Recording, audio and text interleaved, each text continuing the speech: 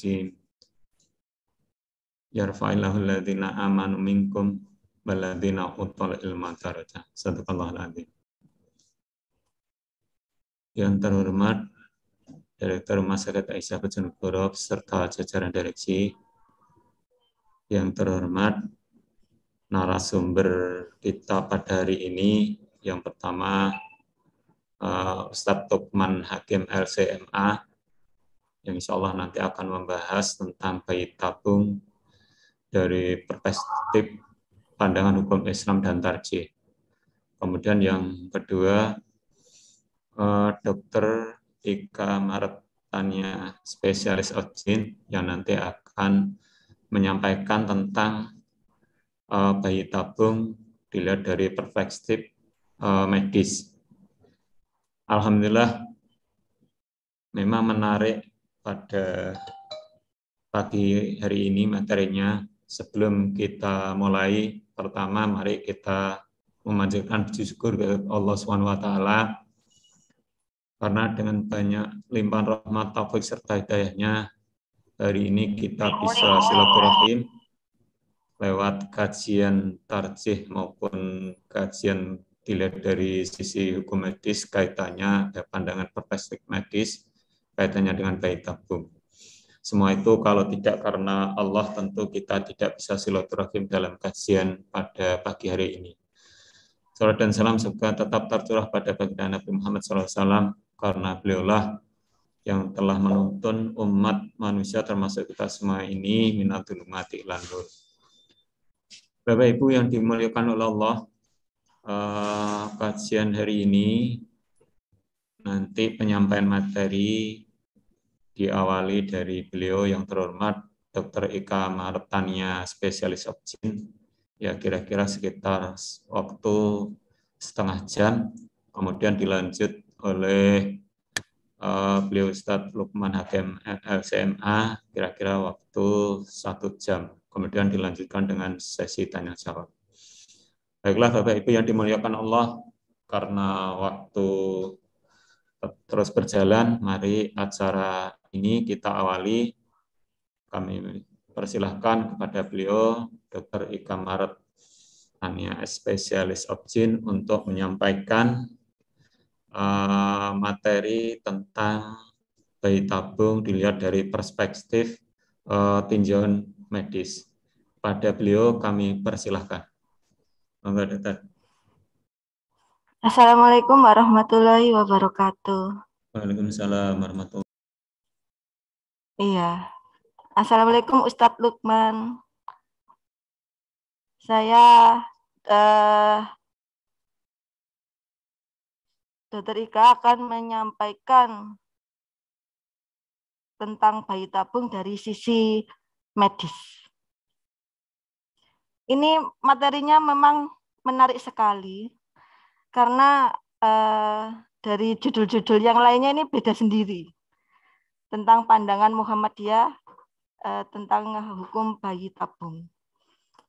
Di medis sendiri memang untuk bayi tabung atau istilah medisnya IVF, in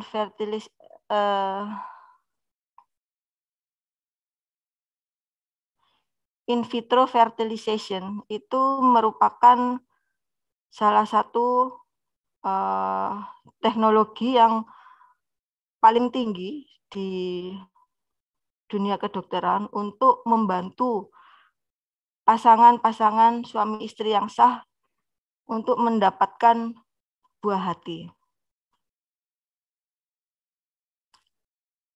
Jadi memang pasangan-pasangan suami istri yang sah baru menikah memang harapannya segera untuk mendapatkan keturunan. Tapi tidak sedikit pasangan yang sudah menikah belum juga dikaruniai buah hati. Disitulah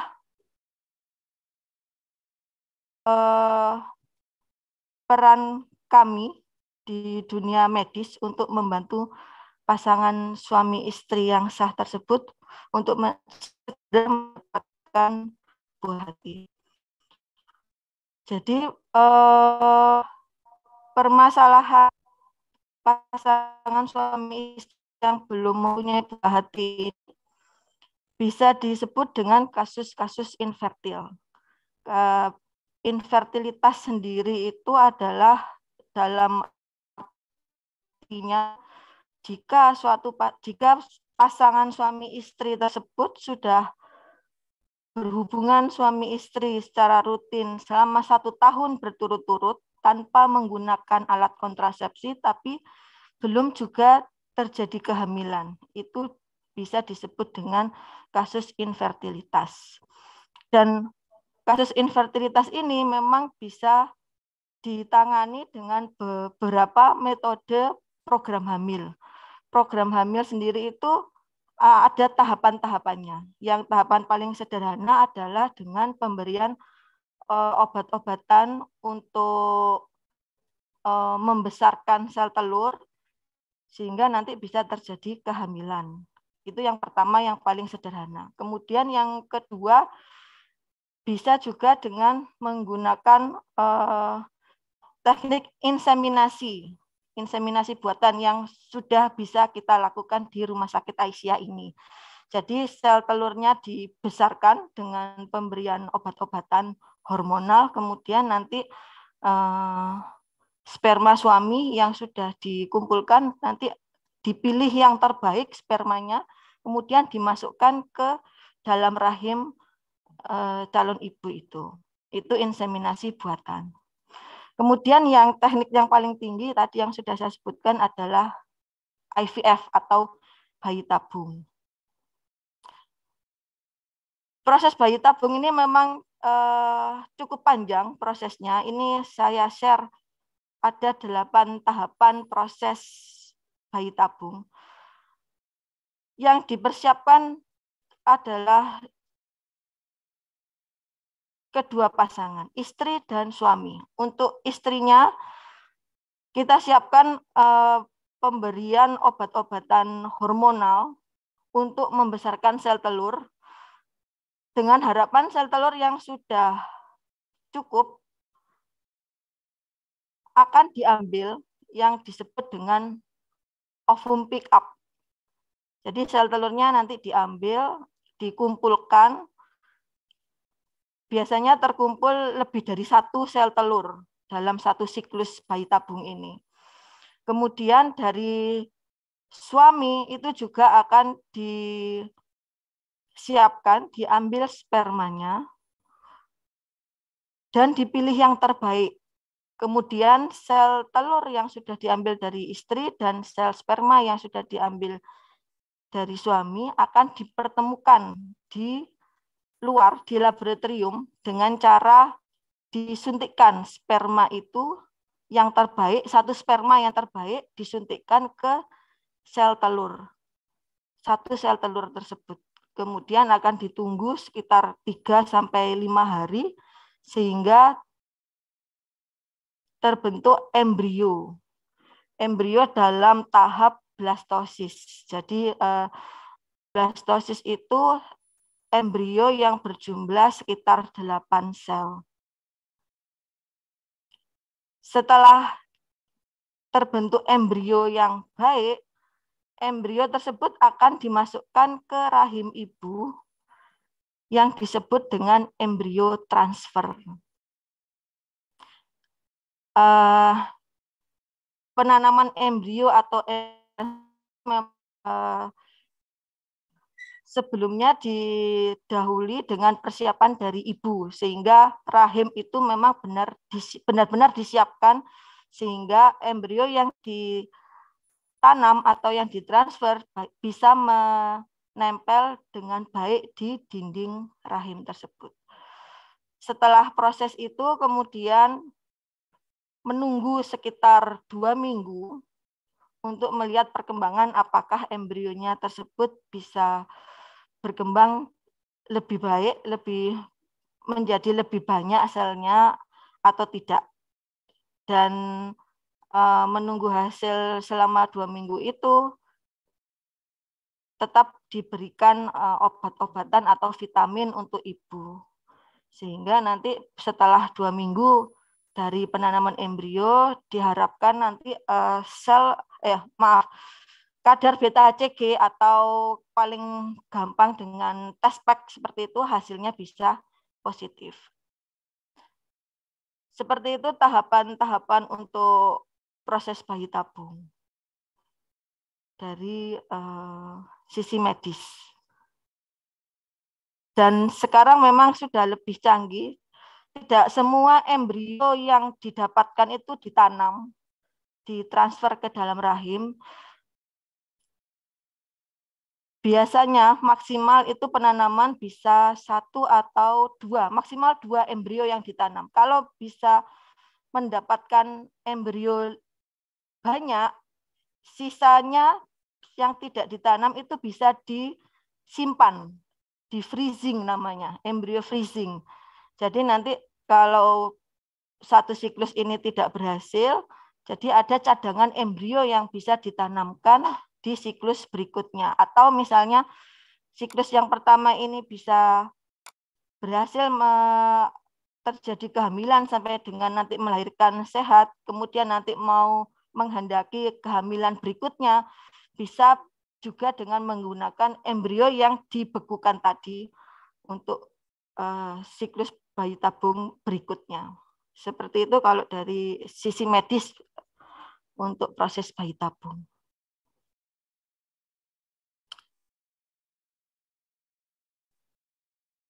Mungkin itu saja Pak Farid yang bisa saya sampaikan dari sisi medis. Sekian. Assalamualaikum warahmatullahi wabarakatuh. Waalaikumsalam warahmatullahi wabarakatuh. Terima kasih Dr. Ika Martania, spesialis obgyn yang telah memaparkan bayi tabung dari tinjauan dari sisi medis.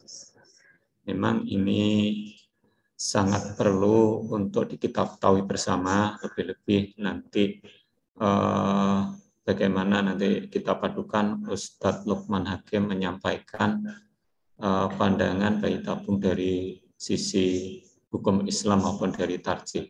Maka perlu mengetahui tentang bagaimana aspek dari medis. Semoga yang disampaikan oleh Dr. Ika Martania tadi bermanfaat bagi kita semua, juga memberikan ilmu baru, sehingga nanti dilihat dari tinjauan hukum Islam atau dari tarjih biar nanti pas.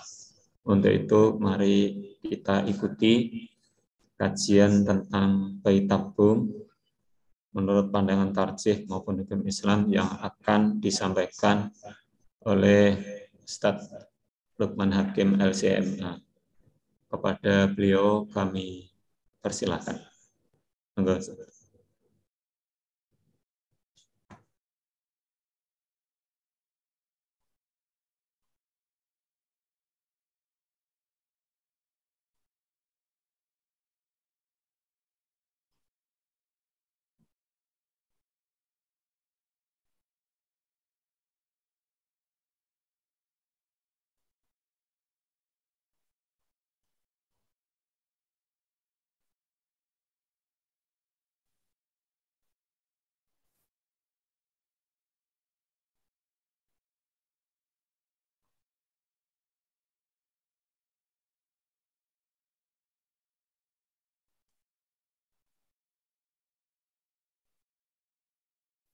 Assalamualaikum warahmatullahi wabarakatuh. Waalaikumsalam warahmatullahi wabarakatuh. Alhamdulillahi wahdah wassalatu wassalamu ala man la nabiyya ba'dah, amma ba'd.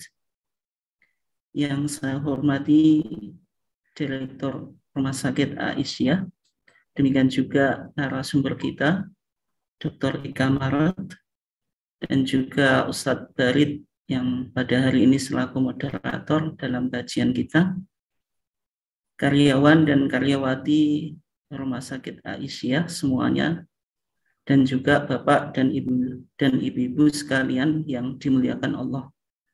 Alhamdulillah pada kesempatan ini kita masih dipertemukan oleh Allah Subhanahu wa taala di dalam kajian ketarjian RSA Bojonegoro dalam keadaan sehat walafiat.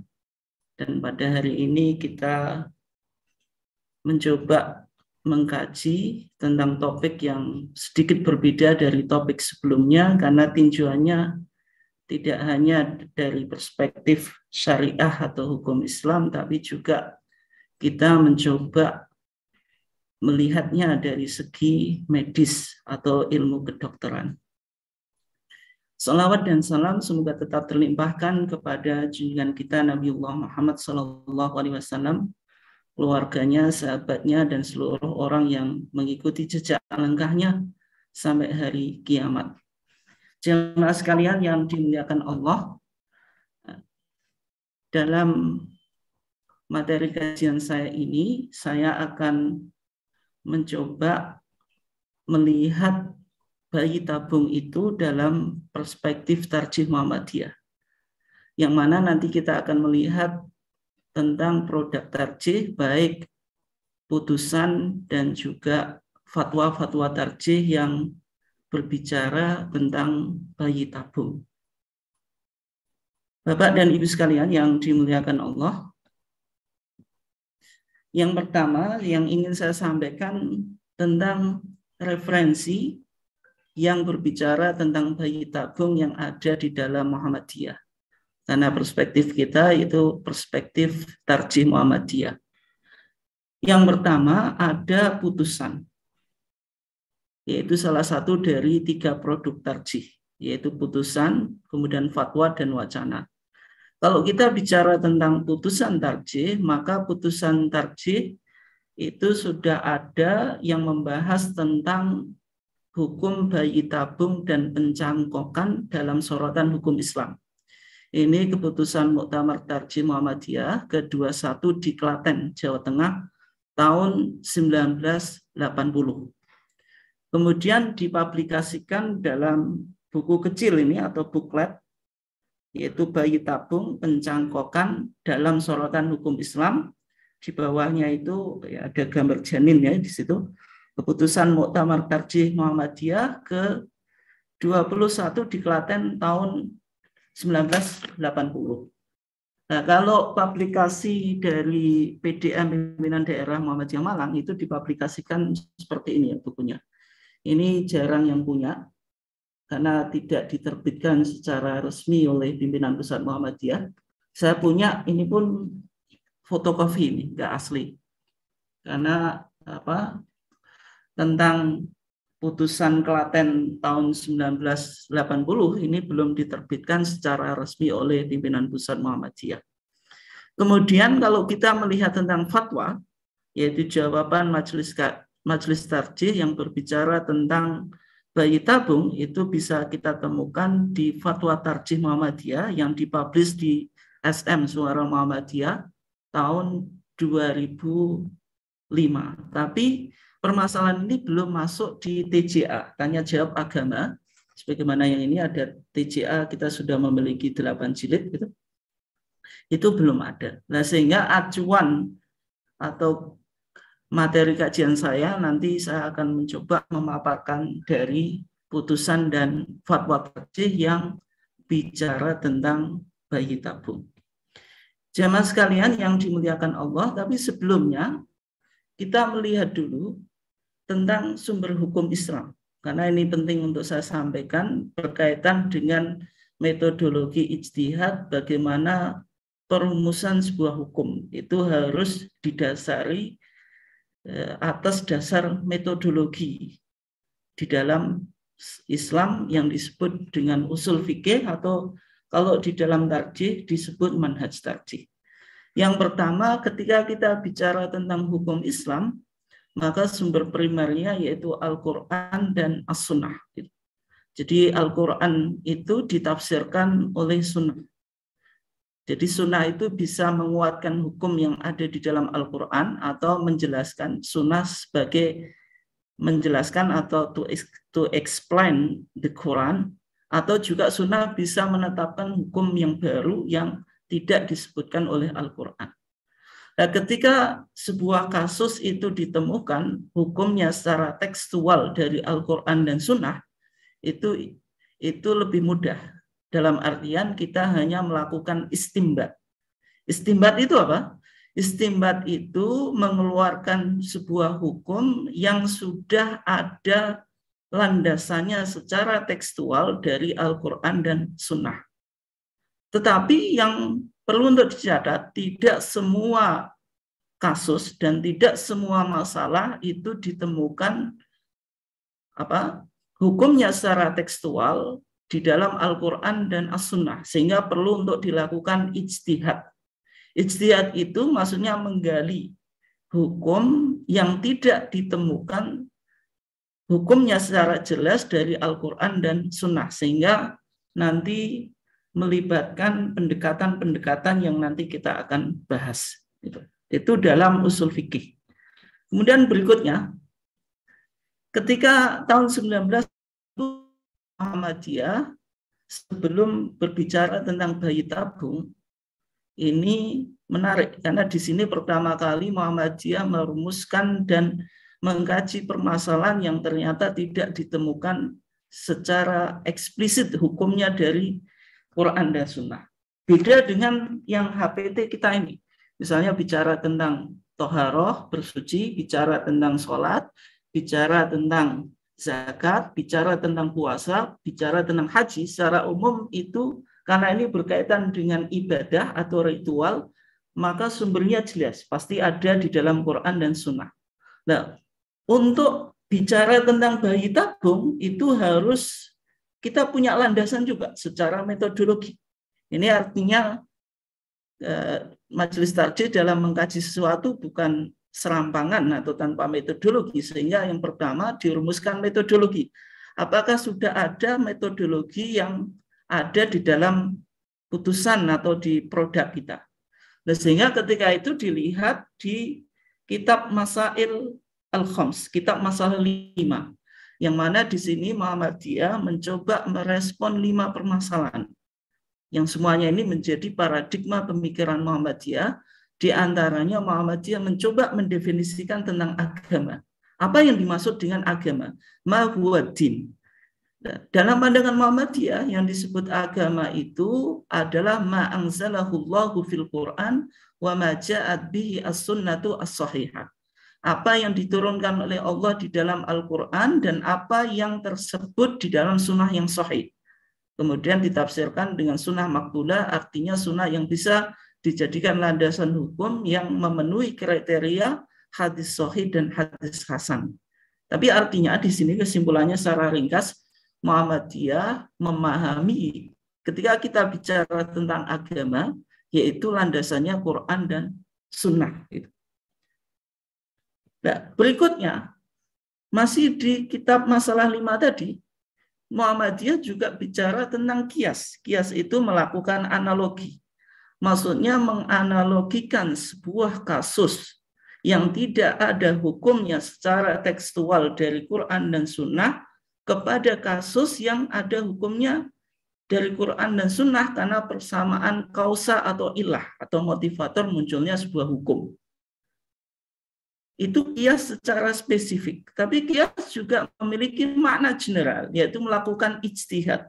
Kalau ijtihad itu menggali sebuah hukum, baik yang ada sumbernya dari Quran maupun yang tidak. Maksudnya ada teks yang bisa kita jadikan landasan atau tidak ada sama sekali teks. Maka ternyata ketika di masalah 5, di perumusan ijtihad kita, ketika ada sebuah permasalahan, dan permasalahan itu perlu untuk dipecahkan dan bukan termasuk dari ibadah maqdoh, sedangkan tidak ada nas atau teks secara eksplisit dari Quran dan Sunnah, maka di sana dikatakan fal wusulu ila ma'rifati hukmiha an tariqil ijtihad wal istinbat, yaitu cara untuk mengetahui hukumnya dengan cara ijtihad dan istinbat. Kalau ijtihad itu lebih umum, artinya suatu hukum itu tidak harus ditemukan teksnya secara eksplisit. Tapi kalau istinbat itu tinggal kita menderivasi hukum yang sudah ada teksnya, baik dari Al-Quran maupun As-Sunnah, dengan mencari kausa atau melakukan analogi. Kama jara alaihil amalu inda ulama salaf wal khalaf, sebagaimana praktek ijtihad dan istinbat yang dilakukan oleh ulama klasik maupun ulama modern. Dan ini artinya berikutnya Muhammadiyah tetap mempertimbangkan bagaimana pandangan medis tentang termasuk nanti bayi tabung. Artinya permasalahan bayi tabung ini tidak hanya didekati secara bayani, secara tekstual, tetapi juga didekati secara burhani, yaitu bagaimana perspektif ilmu kedokteran di dalam memandang bayi tabung itu.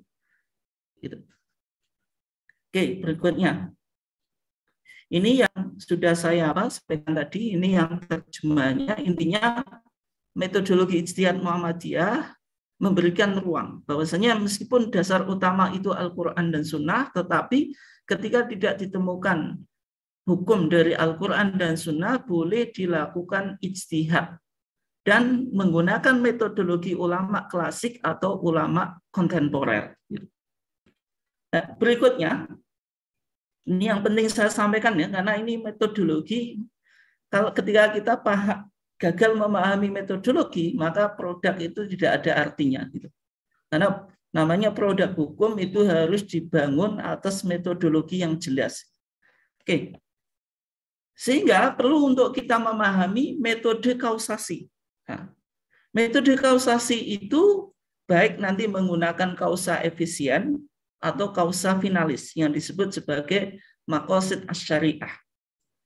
Ya, metode kausasi itu digunakan untuk apa? Digunakan untuk memecahkan masalah yang tidak terdapat langsung mengenainya. Maksudnya tidak ada teks secara langsung yang berbicara. Baik dalam teks Al-Quran maupun As-Sunnah. Nah, prosesnya apa? Menggali kausa.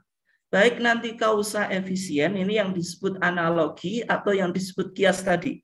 Menganalogikan hukum sebuah kasus yang tidak terdapat hukumnya secara tekstual dengan kasus yang sudah ada hukumnya secara tekstual. Misalnya kita zakatul fitri membayarnya pakai beras, tidak memakai kurma. Dan beras itu tidak pernah dikeluarkan oleh Nabi. Karena kita memahami ada kesamaan kausa, ada kesamaan ilah, bahwasanya keduanya itu adalah makanan pokok. Gitu. Kalau kausa finalis itu mencari ending dari syariat. Syariat itu sebenarnya ketika menetapkan sebuah hukum, itu endingnya atau tujuannya apa gitu. Nah, sehingga dalam metode kausasi finalis kita penting untuk memperhatikan apa yang disebut dengan maqasid asy-syariah atau the objectiveness of syariah, yaitu tujuan syariat. Bahwasanya syariat kita itu datang untuk memproteksi 5 perkara. Ini penting ya Bapak dan Ibu sekalian untuk diikuti. Yang pertama, syariat kita datang untuk memproteksi agama atau the protection of religion. Misalnya kita menjalankan sholat, kita puasa, ini untuk menjaga agama. Gitu. Kemudian yang kedua, yaitu the protection of life, yaitu menjaga jiwa. Misalnya kenapa kok kita tidak boleh membunuh orang lain, tidak boleh melukai orang lain, tidak boleh menganiaya orang lain. Karena syariat datang untuk menjaga jiwa atau kehidupan. Kemudian yang ketiga, the protection of intellect. Syariat datang untuk menjaga akal atau hifdzul akal. Kenapa kok minuman keras itu haram? Karena syariat datang untuk menjaga akal. Kemudian yang berikutnya, memproteksi harta atau the protection of wealth. Kenapa orang mencuri itu diharamkan? Karena ketika seorang mencuri berarti dia tidak mengakui hak kepemilikan. Sehingga syariat datang untuk menjaga hak kepemilikan atau hak keharta bendaan. Kemudian yang menjadi poin kita ketika nanti kita mendiskusikan tentang bayi tabung. Bayi tabung itu hukumnya secara tekstual tidak ditemukan dalam Al-Quran dan Sunnah. Tetapi ketika misalnya pasangan suami istri itu melakukan bayi tabung, yang mana sebelumnya sudah ditempuh langkah-langkah, ternyata dari misalnya pernikahan 1 tahun tadi belum melahirkan anak. Padahal di antara tujuan orang melakukan pernikahan itu membentuk generasi. Artinya ketika belum lahir anak, maka belum berhasil dalam merealisasikan pernikahan di sisi bahwasanya menikah itu membentuk generasi baru. Nah, sehingga di sini yang perlu kita pertimbangkan yaitu apakah bayi tabung itu sesuai dengan maqasid syariah? Bahwasanya syariat itu datang untuk menjaga keturunan atau the protection of lineage gitu. Sebagaimana zina tidak boleh, karena zina itu orang melakukan zina maka bayinya keturunannya tidak jelas. Ini mau dinisbahkan kepada siapa? Kemudian anak ini hasil dari siapa bapaknya? Sehingga Islam mengharamkan nanti zina, karena dianggap zina itu bertentangan dengan memproteksi keturunan. Sehingga nanti kita lihat misalnya bayi tabung itu mana yang diperbolehkan dan mana yang tidak. Termasuk nanti melihat spermanya itu dari siapa, gitu. Dari suami atau orang lain. Nah, itu nanti yang menjadi kajian dalam perspektif syariah. Oke. Berikutnya Bapak dan Ibu sekalian yang dimuliakan Allah, berikutnya rakam ijtihad dalam Muhammadiyah. Muhammadiyah di dalam berijtihad atau menggali hukum itu dengan 3 ragam atau 3 ragam ijtihad. Yang pertama bayani. Bayani itu hanya melakukan interpretasi atau penafsiran Quran atau Sunnah. Jadi Al-Quran dan Sunnah itu hanya ditafsiri. Gitu. Karena Quran dan Sunnah saling menafsirkan. Jadi ini digunakan ketika ada teks yang jelas. Yang kedua, ijtihad qiyasi, yaitu mencari kausa efisien, mencari illatul hukmi. Tadi kayak kasus zakatul fitri gitu. Kemudian yang ketiga, ijtihad istislahi. Ijtihad yang berdasarkan kemaslahatan atau ini yang disebut kausasi finalis yang nanti melihat maqasid asy-syariah, yaitu tujuan dari syariat bahwasanya syariat datang untuk memproteksi 5 hal tadi, yaitu menjaga agama, menjaga jiwa, menjaga akal, menjaga harta, dan menjaga keturunan. Nah, inilah yang nanti titik poin kita ketika kita bicara tentang bayi tabung. Apakah bayi tabung itu sesuai dengan tujuan syariat atau tidak? Kalau sesuai artinya bayi tabung itu hukumnya halal, boleh atau mubah. Kalau tidak ya berarti haram. Itu yang jadi kalau kita bicara bayi tabung berarti ijtihad kita itu ijtihad istislahi. Karena tidak ditemukan secara bayani dan secara qiyasi. Oke. Nah, ini menarik Bapak dan Ibu sekalian yang dimuliakan Allah. Sejak tahun 2000 Muhammadiyah di dalam bertarjih sudah menggunakan 3 pendekatan. Yang pertama disebut pendekatan bayani. Pendekatan bayani itu menjadikan titik tolak permasalahan itu dilihat dari teks-teks syariah, yaitu Al-Quran dan Sunnah. Ini banyak digunakan dalam konteks ibadah mahdhah. Misalnya sholat, zakat, puasa, haji, itu pasti kita melihat dalil Quran dan Sunnah. Itu. Yang kedua, pendekatan burhani. Tadi bayani, yang kedua burhani. Kalau burhani itu titik tolaknya pada ilmu pengetahuan yang berkembang. Gitu. Ya misalnya ketika kita berbicara tentang bayi tabung, tidak langsung kita menggunakan pendekatan bayani, cari dalil Quran dan Sunnahnya. Tidak semacam itu. Tapi kita juga menggunakan pendekatan burhani. Bagaimana ilmu pengetahuan berkembang bicara tentang bayi tabung. Misalnya sebagaimana yang sudah disampaikan oleh Dr. Ika Marot tadi tentang perspektif kedokteran tentang bayi tabung. Nah, itu berarti kita menggunakan pendekatan burhani. Kemudian kita tidak hanya bayani tekstual, tidak hanya burhani ilmu pengetahuan, tapi juga menggunakan irfani, yaitu kepekaan hati nurani atau intuisi Sehingga kebenaran itu tidak hanya disandarkan pada teks dan juga ilmu pengetahuan, tapi juga harus mempertimbangkan hati nurani.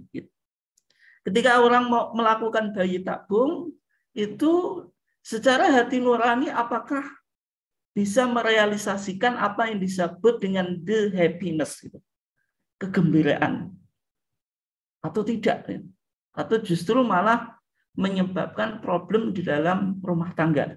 Nah, itu yang disebut irfani. Sehingga ketika seseorang mau melakukan, pasangan suami istri mau melakukan bayi tabung, harus juga pendekatan irfani ini. Misalnya melakukan banyak doa, macam-macam itu, ternyata sampai sudah mentok, dianggap sudah melakukan usaha yang maksimal, ternyata kok belum berhasil, ya ditempuh bayi tabung, misalnya semacam itu. Itu yang disebut apa? Irfani. Pendekatan dengan hati nurani atau mengedepankan apa? Spiritualitas. Gitu. Sehingga tadi sudah kita kaji, bayani berarti merespon permasalahan dengan titik tolak utama adalah nas-nas syariah, Al-Quran dan As-Sunnah. Yang kedua, burhani merespon permasalahan dengan banyak menggunakan ilmu pengetahuan umum yang berkembang. Kemudian irfani merespon permasalahan dengan kepekaan nurani dan ketajaman intuisi batin melalui pembersihan jiwa. Oke. Nah, kemudian tinggal satu lagi sebelum kita masuk ke topik kita, yaitu sifat pokok hukum Islam. Jadi kalau kita bicara tentang hukum Islam yang sifatnya itu kalau nasiyah, ada teksnya dari Quran dan Sunnah, itu tetap atau statis. Tapi kalau yang dia ijtihadiyah, tidak ada teksnya dari Quran dan Sunnah secara eksplisit, itu bisa berkembang. Di samping dua sifat ini, syariat kita itu ternyata tidak bersifat a priori. Artinya Islam itu sangat kontekstual. Misalnya permasalahan bayi tabung ini tentu tidak ditemukan di masa Nabi dan masa sahabat dan juga di abad pertengahan. Tapi Islam ketika berada di dunia modern sekarang harus memberikan jawaban terhadap bayi tabung. Tidak boleh perspektif medis dengan perspektif agama ini didikotomi. Gitu. Yang kedua, mengutamakan kemaslahatan umum. Misalnya orang melakukan bayi tabung itu merealisasikan maslahat atau tidak. Gitu. Artinya ketika bisa merealisasikan maslahat, karena keturunan anak itu menjadi faktor terpenting terhadap kebahagiaan seseorang yang berkeluarga, maka bayi tabung itu bisa dianggap merealisasikan kemaslahatan. Kemudian memberikan keluasan dalam bergerak, sehingga tadi ijtihad kita bisa berkembang sesuai dengan konteks zaman. Oke. Kemudian kita semakin spesifik, yaitu ketika kita bicara tentang ijtihad tentang hukum bayi tabung, maka sebagaimana yang sudah saya katakan tadi, bayi tabung adalah masalah baru. Dan belum terjadi pada zaman Nabi dan para sahabat. Sehingga ini masuk pada masalah ijtihadiyah. Bukan masalah nasiyah. Nasiyah itu permasalahan yang sudah ada teksnya, baik Quran dan Sunnah. Yang harus sifatnya statis, tidak boleh berkembang. Teksnya tidak boleh dikembangkan. Tetapi masalah ini masalah ijtihadiyah, artinya bisa berkembang. Sehingga perlu untuk dikaji dengan dua pendekatan atau dua perspektif. Yang pertama perspektif medis, kemudian baru perspektif syar'i. Kemudian yang kedua, tujuan perkawinan adalah memperoleh keturunan. Ini bisa kita temukan di dalam surat An-Nahl ayat 72 atau dalam hadis Abi Sa'id ibn Abi Hilal yang Rasulullah mengatakan tanah tahu bernikahlah kamu sekalian takatsaru. Niscaya kamu akan berkembang biak. Fa inni mukatsirun bikumul umam yaumal qiyamah. Karena Rasulullah itu akan bangga pada hari kiamat ketika umatnya itu banyak, melebihi umat-umat Nabi sebelum Nabi Muhammad. Artinya di antara tujuan pernikahan adalah memperoleh keturunan. Sehingga ini yang perlu untuk dilihat ketika kita bicara tentang bayi tabung.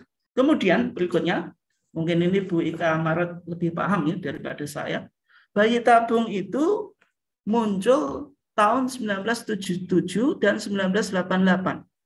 Ketika di Inggris itu ada kisah, yaitu kisahnya Mr. atau Tuan Brown dan istrinya yaitu Leslie Brown. Ini yang keduanya melakukan bayi tabung dan ternyata berhasil dan mendapatkan keturunan.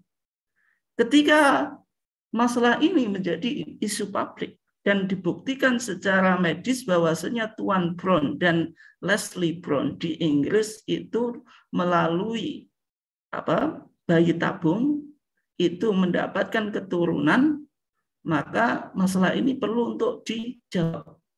Bagaimana pandangan Islam di dalam masalah ini? Gitu. Artinya Islam harus bisa menjawab permasalahan ini. Gitu.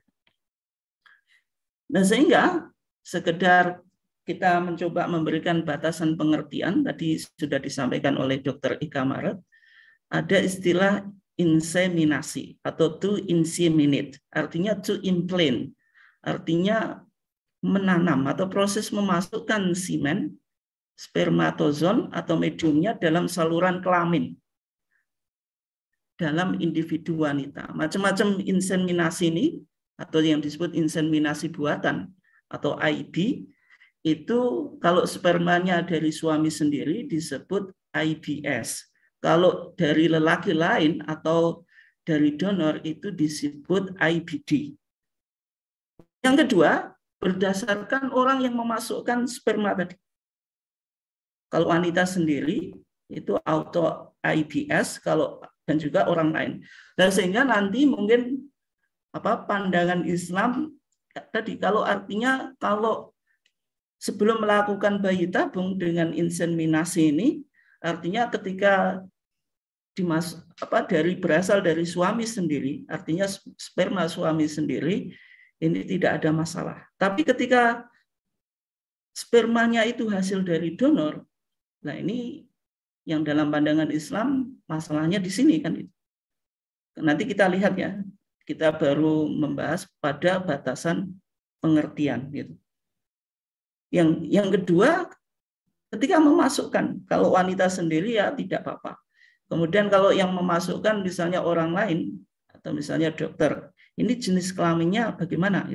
Laki-laki atau perempuan? Kalau misalnya dokternya perempuan dimasukkan ke wanita ya tentu tidak masalah. Tapi bagaimana kalau dokter laki-laki? Nah, itu nanti pertimbangannya ya dilihat dulu. Kalau di rumah sakit itu ada dokter laki-laki ya tetap laki-laki dulu. Tapi ketika sudah dipandang darurat, rumah sakit tidak ada.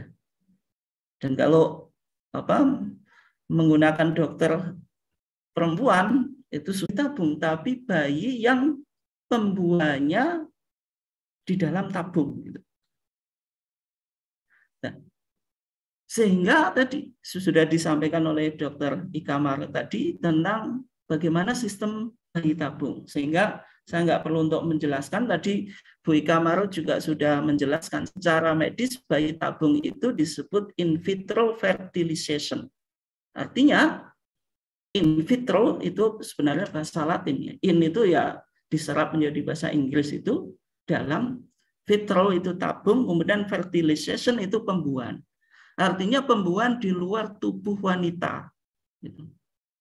Tepatnya di tabung pembuahan itu.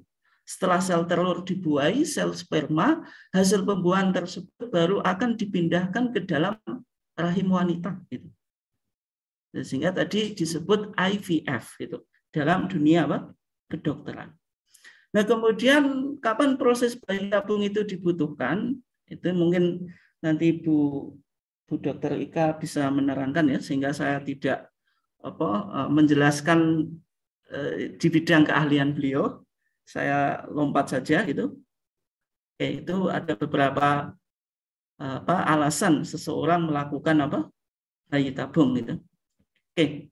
Kemudian proses bayi tabung ini juga sudah disampaikan oleh Dr. Ika Maret ya tadi, melalui pengobatan atau yang disebut penyuntikan obat stimulasi telur. Kemudian yang kedua pengambilan telur atau ovum pick up. Kemudian yang ketiga pembuahan dengan mempertemukan sel sperma dengan sel telur di dalam cawan atau konvensional. Kemudian terjadi apa yang disebut dengan kultur embrio. Baru embrio transfer, maksudnya ditransfer ke dalam rahim wanita gitu. Oke. Kemudian sampai terjadi apa? Proses kehamilan dan kelahiran gitu. Itu kurang lebih apa? Proses bayi tabung ya, tadi sudah disampaikan oleh Bu Dr. Ika Marat ya. Kemudian kalau kita lihat di Fatwa Tarjih gitu. Ini di Fatwa Tarjih ya. Saya langsung kepada hukumnya. Maka ketika Majelis Tarjih melihat cara kerja bayi tabung tadi dengan tahapan-tahapannya tadi sebagaimana yang ada di slide saya di atas tadi. Nah, setelah itu dikaji dan disimpulkan kalau prosesnya itu dilakukan oleh suami istri, artinya sperma suami diletakkan dalam rahim istri yang dikawini dengan akad yang sah, itu diperbolehkan. Ini kalau apa? Bayi tabung itu spermanya itu berasal dari suami, kemudian diletakkan dalam rahim istri yang dikawininya dengan akad yang sah. Itu dianggap apa? Boleh.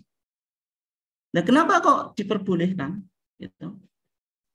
Yang pertama ada beberapa dalil yang menjelaskan tentang hubungan seksual antara laki-laki dan perempuan, mana yang diperbolehkan dan mana yang tidak.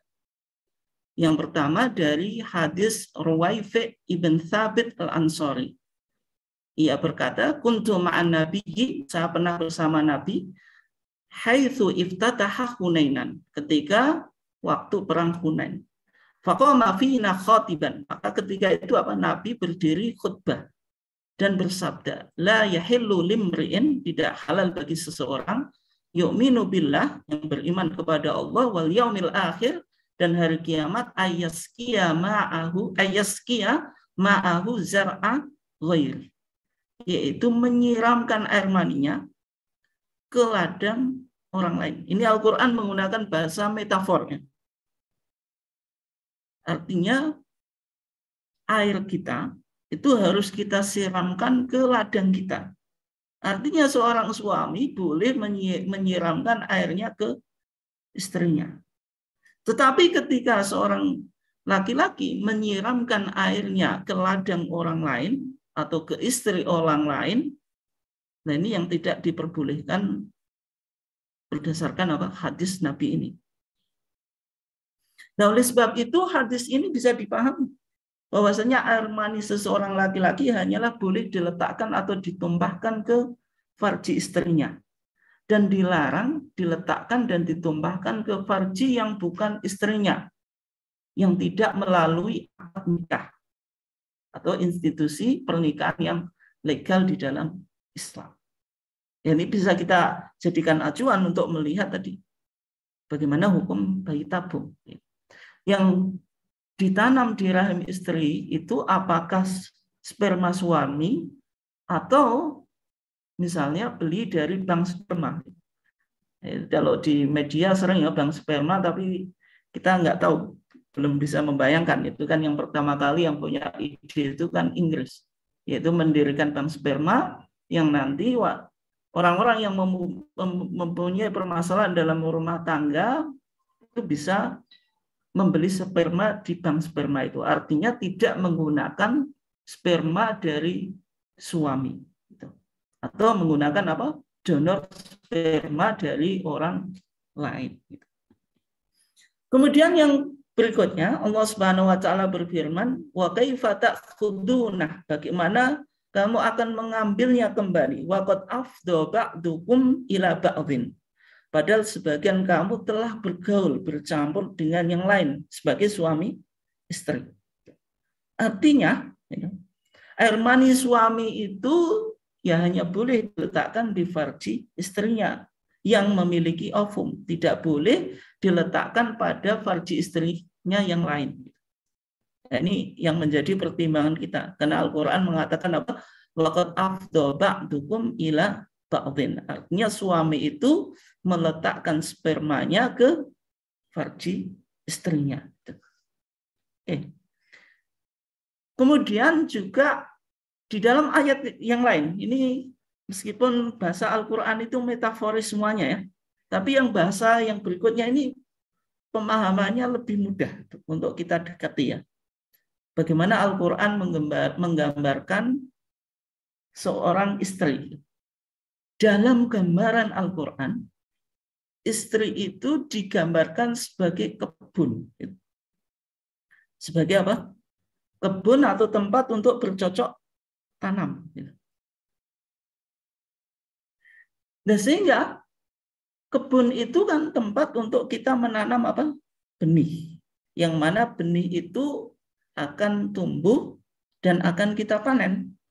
Atau benih itu yaitu sperma yang nanti akan melahirkan apa? Keturunan. Ketika Al-Quran bicara tentang seorang istri, itu ibarat diilustrasikan sebuah kebun atau tempat bercocok tanam, maka Allah Subhanahu wa taala mengatakan nisa'ukum harthul lakum.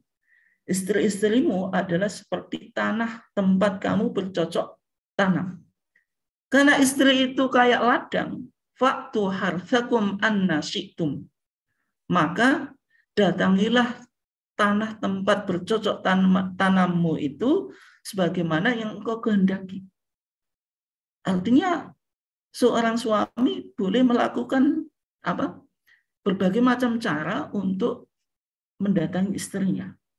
Ketika cara yang lumrah itu tidak menghasilkan keturunan, kemudian seorang suami menggunakan cara atau metode sebagaimana yang dikembangkan dalam ilmu kedokteran, yaitu dengan menempuh bayi tabung. Nah, itu kan masih dalam arti apa? Fa'tu harthakum anna syi'tum. Kita boleh mendatangi tempat tempat bercocok tanam kita sesuai dengan kehendak kita, selama masih dalam frame syar'i, tidak bertentangan dengan syariat. Artinya ketika bayi tabung itu spermanya dari suami, bukan dari orang lain, artinya kan kita masih dalam konteks tadi, fa'tu harthakum anna syi'tum. Kemudian berikutnya, ini yang nanti perlu untuk kita bahas. Nah, kalau orang melakukan bayi tabung itu status anaknya bagaimana gitu? Status anaknya bagaimana? Nah, kalau kita lihat di dalam hadis Abi Hurairah radhiyallahu anna Nabiya sallallahu alaihi wasallam qala, bahwasanya Nabi Muhammad sallallahu alaihi wasallam bersabda, al-waladu lil firash. Anak itu milik tikar. Ini menarik, Al-Qur'an dan hadis itu ketika berbicara tentang relasi atau hubungan seksual suami istri, itu selalu menggunakan bahasa metaforis, bahasa majazi, tidak bahasa literal atau hakiki gitu. Bilang al-waladu lil firash, anak itu milik tikar. Artinya anak yang sah itu anak hasil dari suami istri yang legal atau sah, yang keduanya terikat dengan konstitusi yang namanya nikah. Nah, sehingga nanti kita lihat, ini kita jadikan acuan. Ketika pasangan suami istri melakukan program bayi tabung tadi, apakah anak yang dihasilkan itu anak yang masih dalam koridor akad pernikahan atau dari orang lain? Gitu. Jadi sudah kita lihat tuh, kalau maninya dari spermanya itu dari suaminya, ya berarti masih dalam frame syar'i. Tapi ketika spermanya itu dari orang lain, itu berarti di luar frame syar'i. Oke.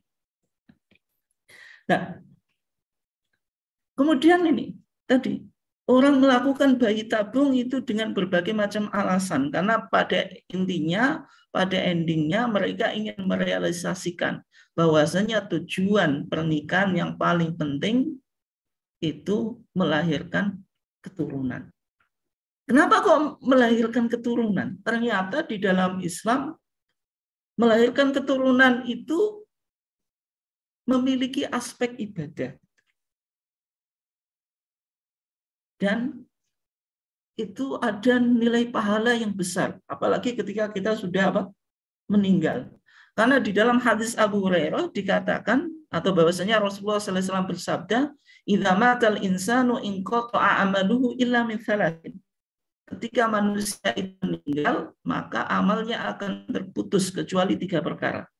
Di antaranya min waladin sholihin yad'ulah, yaitu amalnya itu akan tetap konsisten, akan tetap adanya kontinuitas, artinya tidak terpotong ketika orang ini memiliki keturunan atau generasi ini yang soleh, yang selalu mendoakan orang tuanya meskipun orang tuanya sudah meninggal. Nah, artinya ketika seseorang melakukan program bayi tabung, itu sebenarnya ingin merealisasikan bahwasanya generasi ini jangan sampai terputus, karena ketika terputus artinya ketika orang tua sudah meninggal, itu sudah tidak ada anak soleh yang diharapkan doanya. Gitu. Meskipun jangan dipahami juga, kalau gitu kalau orang Islam ditakdir tidak punya anak, ketika meninggal sudah putus. Tidak, karena masih ada yang lain, shadaqatin jariyah, sedekah jariyah, atau ilmin yuntafa'u bih, atau memiliki ilmu. Tapi paling tidak 3 ini harus ada usaha untuk ditempuh. Karena tidak semua orang bisa melakukan 3 ini. Misalnya punya anak, tapi anaknya disifatkan di dalam Islam bukan sekedar anak, tapi harus solih.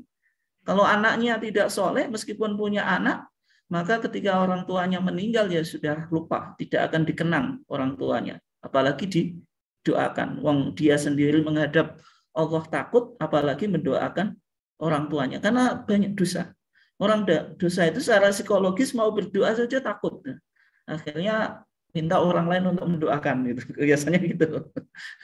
Tapi kalau anak soleh itu pasti pede menghadap Allah dan selalu ingat orang tuanya. Atau sedekah jariyah. Atau memiliki ilmu. Nah, dari pertimbangan beberapa ayat-ayat Al-Quran dan hadis-hadis Nabi, dalam putusan tarjih di Klaten tahun 1980, itu bayi tabung itu dianggap sah dan legal atau sesuai dengan syar'i ketika terpenuhi 5 syarat. Yang pertama, sperma dan sel telur atau ovum dari suami istri. Ini artinya dari pasangan suami istri, bukan dari orang lain atau donor. Dan disarankan dalam istri sendiri. Gitu. Meskipun saya baca di Amerika itu dulu ada seorang tentara yang ingin memiliki kemampuan bela diri yang kuat, melakukan bayi tabung, tapi disarankan ke gorila gitu, karena mungkin spesies yang paling mendekati manusia. Ternyata ketika lahir itu tetap anaknya jadi gorila gitu. Wallahu alam kebenarannya itu yang saya baca semacam itu. Kemudian ada persetujuan kedua belah pihak, artinya suami istri setuju. Kemudian yang ketiga, alasan bahwa tidak dapat memperoleh keturunan itu harus dapat dibuktikan. Nah, ternyata tadi di klinik fertilisasi itu ada program hamil tadi, saya mencatat ada berapa tadi, ada 8 atau berapa itu. Di antaranya yaitu IVF ini program yang terakhir kalau nggak salah itu. Artinya kan ada tahapan-tahapan tertentu. Tidak langsung melakukan bayi tabung yang tentu juga membutuhkan biaya yang cukup mahal gitu. Artinya dilalui tahapan-tahapan ini sebagaimana nasihat dokter, ya syukur kalau tidak sampai melakukan bayi tabung gitu. Oke. Nah, kemudian bagaimana jika kapsul yang diletakkan dalam rahim istri kedua atau istri yang lain itu bagaimana gitu? Diletakkan dalam rahim istri kedua atau istri yang lain. Maka jawaban majelis tarjih ketika itu berdasarkan ayat dan hadis di atas, perbuatan yang demikian itu dilarang atau tidak boleh gitu. Karena sperma dan ovum yang ada itu bukan dari pasangan suami istri. Tapi ini yang di fatwa ya, tapi saya jelaskan sebentar. Saya jelaskan dulu 1980 gitu. Yang menjadi problem, nanti Bu Ika juga bisa memberikan komentar. Ketika tadi sperma dan ovum tadi sudah dibuahkan di dalam tabung tadi, ketika mau ovumnya itu ditransfer ke istri. Ternyata istrinya sudah dibuktikan secara medis sudah tidak bisa mengandung dan melahirkan. Sehingga kebetulan orang ini melakukan poligami gitu. Sehingga mempunyai 2 istri misalnya. Ini ditaruh di istri yang kedua gitu. Ditaruh di istri yang kedua karena istri yang kedua ini dibuktikan secara medis bisa hamil dan juga melahirkan. Nah, ketika itu boleh atau tidak gitu. Tahun 1980 Majelis Tarjih mengatakan boleh gitu. Nah, dan kemudian ketika melahirkan anaknya disandarkan siapa? Ini anak hasil suami istri yang pertama atau suami istri yang kedua. Kata Majelis Tarjih ketika itu dilihat siapa yang membuahi. Karena ini tadi sperma dan ovumnya itu dari istri yang pertama, suami dan istri yang pertama, berarti disandarkan ke situ. Sedangkan istri yang kedua itu hanya sebagaimana orang yang menyusui saja gitu. Meskipun ini sebenarnya Majelis Tarjih, ya mohon maaf ini, kalau di Muhammadiyah itu poligami itu dipersempit gitu. Karena Muhammadiyah memahami poligami itu untuk konteks sekarang, mohon maaf ini, sudah tidak relevan. Meskipun ini perlu dikaji, ini debatable loh, karena dalam Al-Quran kan fangkihu ma tabalakum minan nisa imathna wa thulatha warba. Artinya Islam juga memberikan ruang untuk poligami. Tapi dalam konteks sekarang poligami itu masih relevan atau tidak itu. Tapi yang jelas meskipun belum ada fatwa dan putusan tarjih yang bicara secara spesifik di situ, tapi secara umum warga Muhammadiyah itu yang monogami gitu. Sampai kiainya, ustadznya pun juga monogami. Jarang kita temukan ustadz Muhammadiyah poligami itu. Karena Muhammadiyah tadi untuk merealisasikan keadilan itu tidak mudah gitu loh. Nah, itu.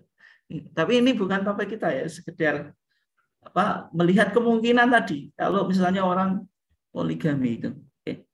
Tetapi kalau misalnya spermanya ini dari orang lain, beli dari bank sperma atau dari sumber manalah yang sifatnya itu donor, maka itu jelas tidak diperbolehkan. Itu kesimpulannya ya.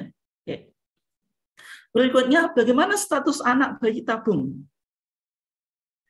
Nah, sehingga kalau tadi bayi tabung itu dilakukan dengan memenuhi syarat-syarat di atas, yaitu 3 syarat tadi, secara otomatis anak tersebut nasabnya itu disandarkan kepada ayah dan ibunya. Dan anak ini memiliki kedudukan secara sah di dalam syariat. Artinya ya, sebagaimana anak yang lahir normal, gitu. Tidak ada masalah tentang nasabnya. Tetapi jika bayi tabung itu dari selain sperma dan ovum suami istri, maka kedudukannya sama dengan anak yang diperoleh dari pernikahan atau dengan anak zina. Dan sehingga anak tersebut tidak memiliki hubungan dengan yang mempunyai sperma, tetapi dengan ibunya. Karena anak hasil zina itu nasabnya disandarkan pada ibunya, bukan pada yang memiliki sperma. Meskipun secara medis ya jelas, ini kan spermanya si A, gitu. Mau diuji DNA ya jelas. Tetapi karena ketika melakukan bayi tabung keduanya itu bukan suami istri, nah itu yang tidak diperbolehkan, sehingga anaknya ya tetap dianggap anak zina gitu. Itu tentang status anak bayi tabung. Sehingga bagi yang melakukan program bayi tabung ketika sperma dan ovumnya itu berasal dari suami istri, maka anaknya ya tentu dianggap legal dan nasabnya itu disandarkan pada kedua orang tuanya. Tidak sebagaimana anak yang berasal dari perzinaan. Oke. Kemudian bagaimana hukum penyelenggaraan bayi tabung? Nah, dalam menyelenggarakan bayi tabung tentu pelaku utamanya adalah suami istri, kemudian ditolong oleh dokter sebagai tenaga medis gitu. Nah, tadi jika sperma dan ovumnya bukan dari suami istri, hukumnya haram. Artinya misalnya ini diakui oleh undang-undang. Apalagi misalnya di negara-negara barat, kalau Inggris mau bikin bank sperma tadi, artinya sperma itu boleh donor atau tadi donor atau beli. Itu misalnya dianggap tidak bermasalah, legal. Dan itu dipraktikkan misalnya di rumah sakit di barat. Maka dalam pandangan Islam ya jelas itu tidak boleh. Dan saya kira kalau kita di Rumah Sakit Muhammadiyah ya tetap mempertimbangkan unsur-unsur ini. Nggak ada misalnya praktek bayi tabung yang spermanya itu dari donor atau dari orang lain. Oke. Tapi kalau misalnya di negara barat, yaitu itu tetap dalam pandangan Islam tidak diperbolehkan meskipun secara undang-undang di sana itu legal gitu. Oke. Sehingga kesimpulan kita, ini pas ya, saya 1 jam nanti kita bisa tanya jawab. Kesimpulannya, yang pertama, Islam memandang bahwa sistem bayi tabung adalah hasil perkembangan ilmu pengetahuan dan pikiran manusia yang dapat diambil manfaatnya. Ini sebagaimana pandangan tarjih tadi. Tarjih dalam mendekati sebuah masalah menggunakan 3 pendekatan. Yang pertama, bayani, menjadikan titik tolaknya itu dari sumber-sumber teks Al-Quran atau Sunnah. Yang kedua, burhani, Muhammadiyah juga menggunakan capaian ilmu pengetahuan. Artinya di Muhammadiyah tidak pernah terjadi kontradiksi antara agama dengan ilmu pengetahuan. Karena Muhammadiyah di dalam memahami sesuatu, apalagi yang berkaitan dengan muamalah duniawiyah, interaksi sosial keduniaan, itu tetap menggunakan ilmu pengetahuan. Sehingga bayi tabung ini perlu untuk diapresiasi. Karena ini merupakan capaian ilmu pengetahuan di dalam dunia kedokteran gitu. Kemudian pelaksanaan bayi tabung adalah dipandang untuk menolong suami istri yang mendapatkan keturunan, dan jangan digunakan sebagai perbuatan yang tidak layak atau terkutuk karena bisa merusak tata hukum dalam masyarakat. Ini yang penting. Intinya esensi bayi tabung itu apa? Menolong pasangan suami istri untuk mendapatkan keturunan. Artinya penyelenggara bayi tabung, mohon maaf ini misalnya rumah sakit harus betul-betul mempertimbangkan ini dan juga betul-betul meneliti. Nanti spermanya ini ketika sudah masuk lab dan macam-macam harus diperiksa secara jelas. Jangan sampai tertukar. Apalagi misalnya ada motif-motif yang tidak dikehendaki atau menyalahi kode etik kedokteran. Nah, itu tentu berlawanan dengan Islam. Karena Islam jelas bahwasanya nikah itu tujuannya adalah hifdzun nasl, memproteksi lineage atau keturunan. Jangan sampai dengan adanya program bayi tabung ini malah mengaburkan keturunan itu. Sehingga tidak jelas mana bapaknya itu. Kemudian bayi tabung itu dibenarkan pelaksanaannya apabila sperma dan ovum berasal dari suami istri menurut syarat-syarat yang kita sudah bahas tadi, ada 3 itu yang semuanya dibenarkan oleh syariat. Oke, yang berikutnya, anak bayi tabung yang dilakukan oleh suami istri, anaknya sah dan status anaknya, nasabnya yaitu dinasabkan kepada kedua orang tuanya. Kemudian berikutnya, bayi tabung yang tidak dilakukan oleh suami istri, yang tanpa ada alasan-alasan kuat, bayi tabung yang dilakukan oleh suami istri yang tanpa adanya alasan-alasan yang kuat, tidak dibenarkan oleh hukum syar'i. Makanya tadi dalam klinik fertilisasi juga ada program tadi melalui beberapa tahapan, tidak langsung bayi tabung. Gitu. Oke. Bayi tabung yang dilakukan tanpa adanya ikatan perkawinan yang sah, ini jelas haram tadi. Anak hasil bayi tabung yang dilakukan tanpa adanya ikatan perkawinan tadi sama dengan anak hasil zina, artinya tidak sah. Sehingga nasabnya tidak disandarkan kepada bapak, tetapi kepada ibu. Mungkin itu kajian materi kajian saya, nanti bisa dikembangkan melalui tanya jawab, dan kita alhamdulillah Bu Dr. Ika Maret masih menemani kita sehingga nanti bisa menjelaskan dari pandangan medis lebih detail lagi. Ya, terima kasih, saya kembalikan ke Ustadz Barit. Baik, Bapak Ibu yang dimuliakan Allah, waktu sudah di tempat kita 10.23. Jadi masih ada waktu setengah jam lebih. Mari sisa waktu ini kita gunakan untuk sesi tanya jawab. Alhamdulillah kedua narasumber masih bersama dengan kita. Kami persilahkan Bapak Ibu untuk menanyakan kaitannya dengan apa yang telah disampaikan. Semoga yang disampaikan menjadi pencerahan bagi kita, sehingga tidak terjadi kesalahan di kita dalam mengambil atau memberikan jawaban-jawaban bila ada masyarakat yang bertanya kaitannya dengan klinik kita, yaitu klinik fertilitas. Kami persilahkan Bapak Ibu bisa via chat maupun bisa hand screen. Mau menambahin sedikit Pak Barit? Maka Datar, kami persilakan. Maka Datar. Ya, memang saya menambahkan sedikit, mungkin tadi belum tersampaikan. Memang masalah penyebab kenapa pasangan suami istri itu tidak kunjung memiliki keturunan memang banyak penyebabnya. Bisa dari faktor istri, bisa dari faktor suami.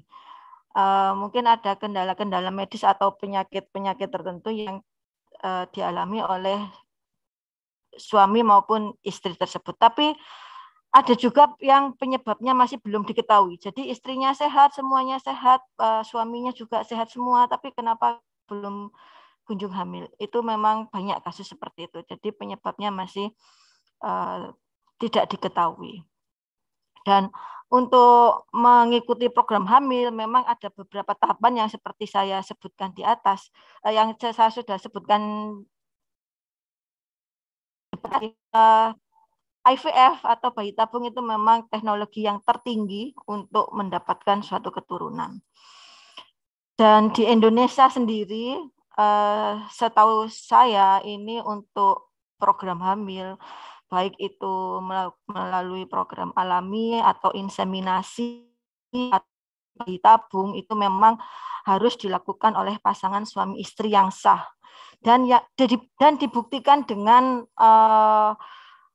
membawa buku nikah yang asli atau akte pernikahan yang asli sebelum mengikuti program kehamilan.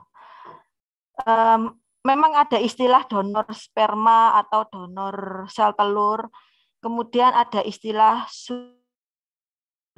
atau ibu pengganti, di mana tadi embrio ditanamkan tidak di calon ibu pasangan yang sah, tapi ditanamkan di rahim wanita lain atau ibu pengganti tadi, atau disebut surrogate mother.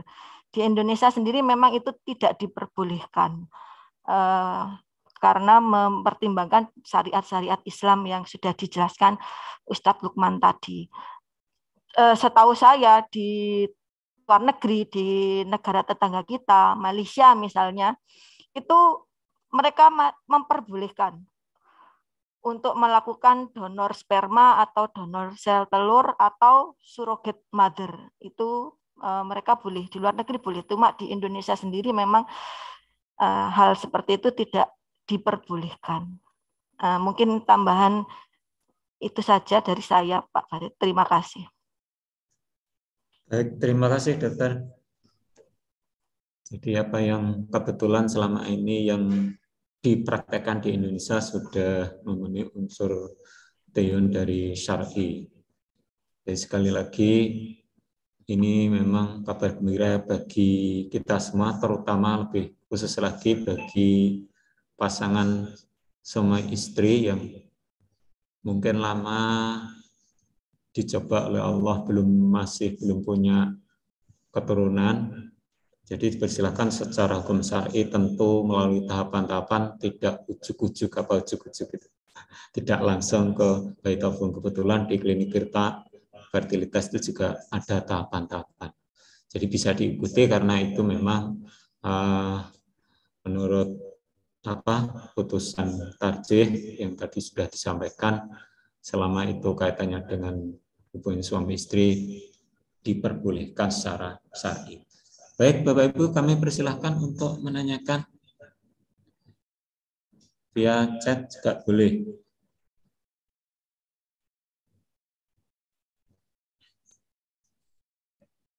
Mungkin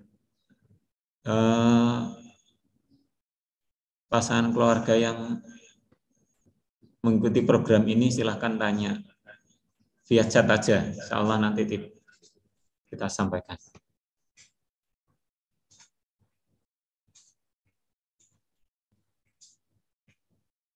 Atau mungkin sudah jelas semua ini ya. Ya memang kajian hari ini memang. Ya, monggo.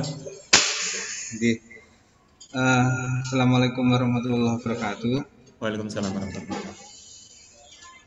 Ini komentar saja Ustadz Farid dan teman-teman sekalian terkait dengan tadi yang disampaikan Ustadz Lukman Hakim, relevansinya poligami. Mohon maaf.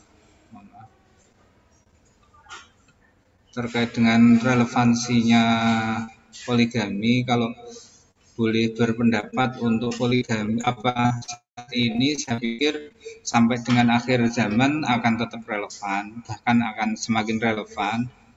Ini dibuktikan barangkali dengan perbandingan gender ya antara laki-laki dan perempuan saat ini kan juga sangat jomplang, artinya jumlah perempuan sangat banyak dan laki-laki sangat sedikit. Itu analisa saya sederhana saja.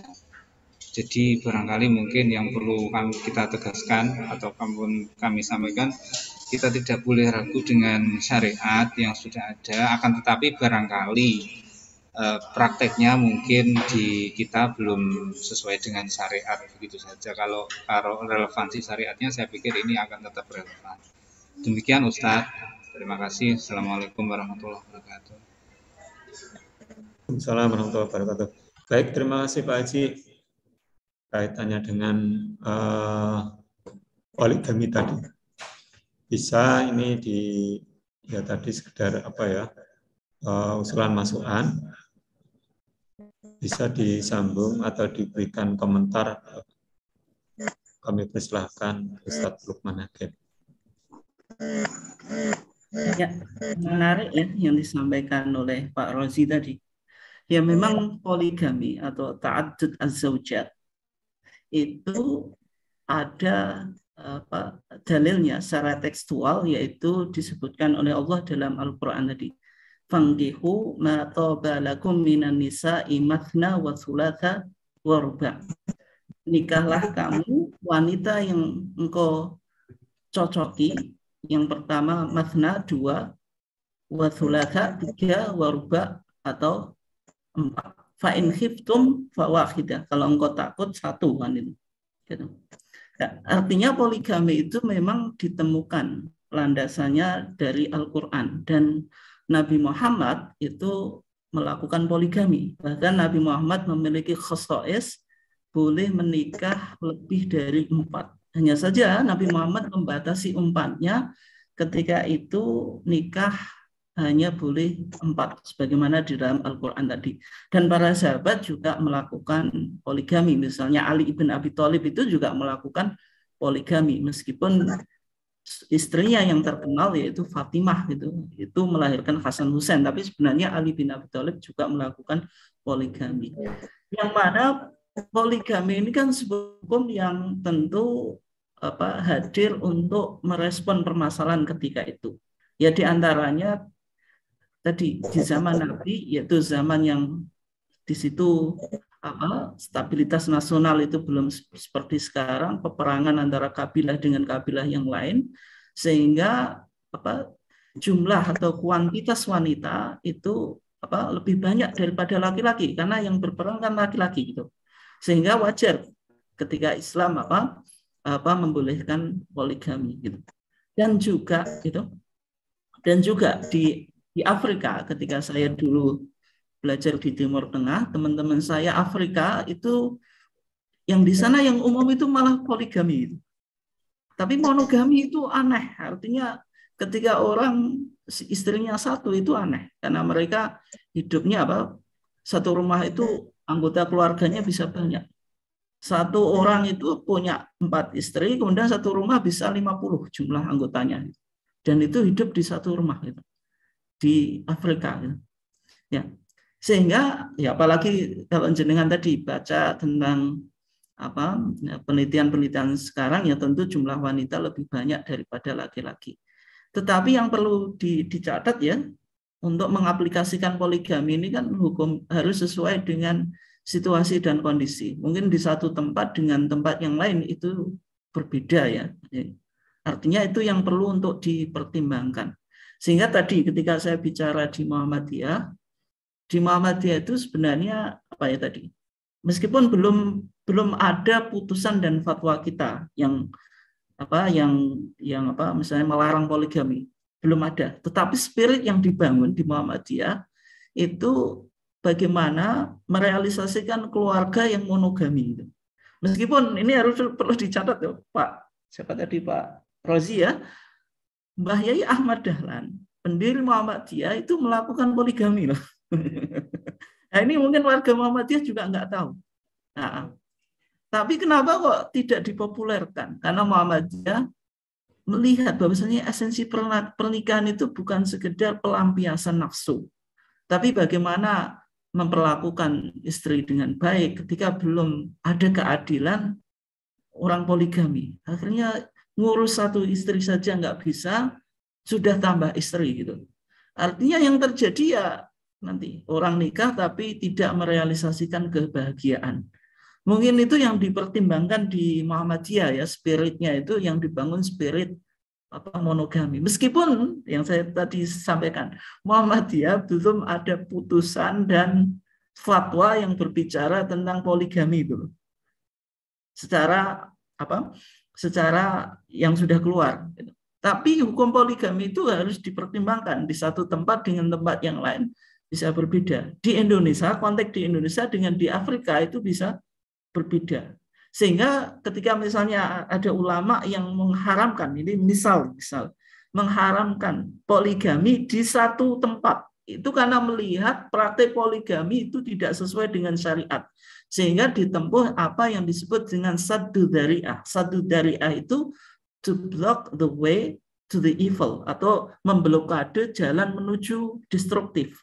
Artinya sesuatu yang boleh ketika tidak merealisasikan maslahat itu boleh diharamkan. Meskipun ini hukumnya temporer, sesuai dengan kondisi dan situasi dan kondisi. Ketika ini sudah tidak relevan, maka bisa berubah gitu. Kayak dulu ketika awal pandemi Muhammadiyah menganjurkan warganya sholat di rumah. Itu bukan salah. Gitu. Dan Muhammadiyah tidak hanya menggunakan pendekatan bayani. Kalau bayani ya afdalu sholatil mar'i fil baitihi ilal maktubah, atau sholatul jama'ati afdalu min sholatil fadhi bisab'in wa asyrina darajah. Tapi fatwa Muhammadiyah justru menganjurkan di rumah. Karena melihat ketika orang melakukan sholat di masjid secara publik itu potensi untuk kena virus atau terkapar virus itu sangat besar. Apalagi dunia medis ketika itu belum bisa mempetakan bagaimana penyebaran virus ini. Sehingga Muhammadiyah menggunakan kaidah umum, semua tempat hukum asalnya di situ ada potensi adanya virus. Itu yang ditempuh. Tapi ketika pandemi sudah bisa dipetakan, apalagi sekarang sudah menurun, ya tentu hukum itu berubah. Nah, itu maksud saya. Itu yang dilihat oleh Muhammadiyah, sehingga Muhammadiyah tidak pernah misalnya memotivasi warganya untuk poligami. Meskipun Wahai Ahmad Dahlan apa poligami. Itu yang dibaca oleh Muhammadiyah. Bukan berarti menentang Al-Quran, bukan. Tapi melihat spirit ini, bagaimana orang menikah itu betul-betul merealisasikan keharmonisan antara suami dan istri. Jangan sampai nikah itu hanya digunakan untuk media pelampiasan seksual. Itu pertimbangannya gitu, Pak. Tapi yang jelas itu hanya spirit. Tapi selama belum ada putusan dan fatwa, ya berarti ya belum ada sikap resmi. Tapi yang dibangun selama ini, ya coba dari internal Muhammadiyah, dan itu sudah diwacanakan dulu di Majelis Tarjih untuk membahas tentang itu. Karena melihat praktek poligami ini banyak yang sudah di luar syar'i. Misalnya Muhammadiyah mengharamkan nikah dengan ahlul kitab. Padahal Al-Quran kan jelas itu. Al-Quran membolehkan bahwasanya wanita ahlul kitab itu halal gitu. Tapi Muhammadiyah melihat konteks ahlul kitab sekarang itu beda dengan zaman Nabi. Di lapangan seorang laki-laki muslim menikah dengan cewek atau wanita Kristen, itu kalau kita lihat di TV itu malah sekarang laki-lakinya kadang juga ikut istrinya gitu. Nah, sehingga di situ kalau itu fatwa kita sudah ada.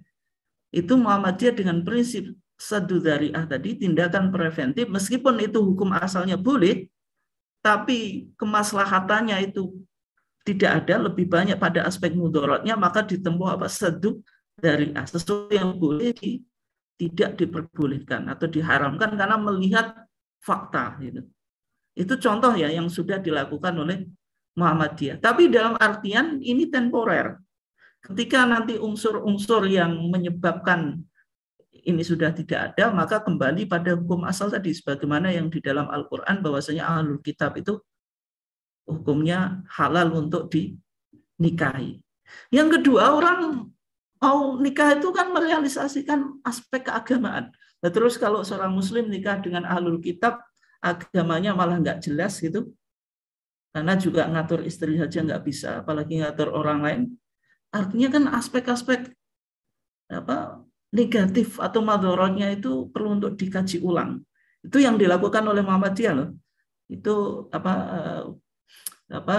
Muhammadiyah mencoba bahwasanya memahami agama itu harus matching antara teks dengan tekstual dan kontekstual. Itu yang ada di Muhammadiyah. Oke.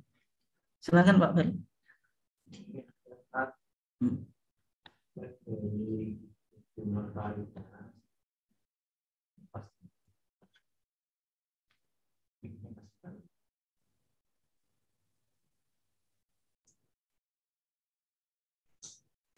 Ya, demikian Pak Razi jawaban dari Ustaz Lukman. Jadi selama ini sampai hari ini di Tarjih di Muhammadiyah belum ada putusan. Ada chat dari Bu Nur Farida. Ustaz, tadi sudah dikatakan oleh Dr. Ika bahwa istri normal atau suami normal ini bisa jadi belum punya keturunan. Mungkin ada amalan atau doa yang bisa membuka ridho Allah Subhanahu wa Ta'ala agar bisa diberi keturunan. Jika di masyarakat ini ada anggapan, jika mengasuh anak saudara atau yang lain bisa memancing terjadinya hamil. Mohon penjelasan. Ya, terima kasih ya. Ini pertanyaannya nanti sebagian saya kasih Bu Dr. Ika untuk memberikan jawaban secara medis ya.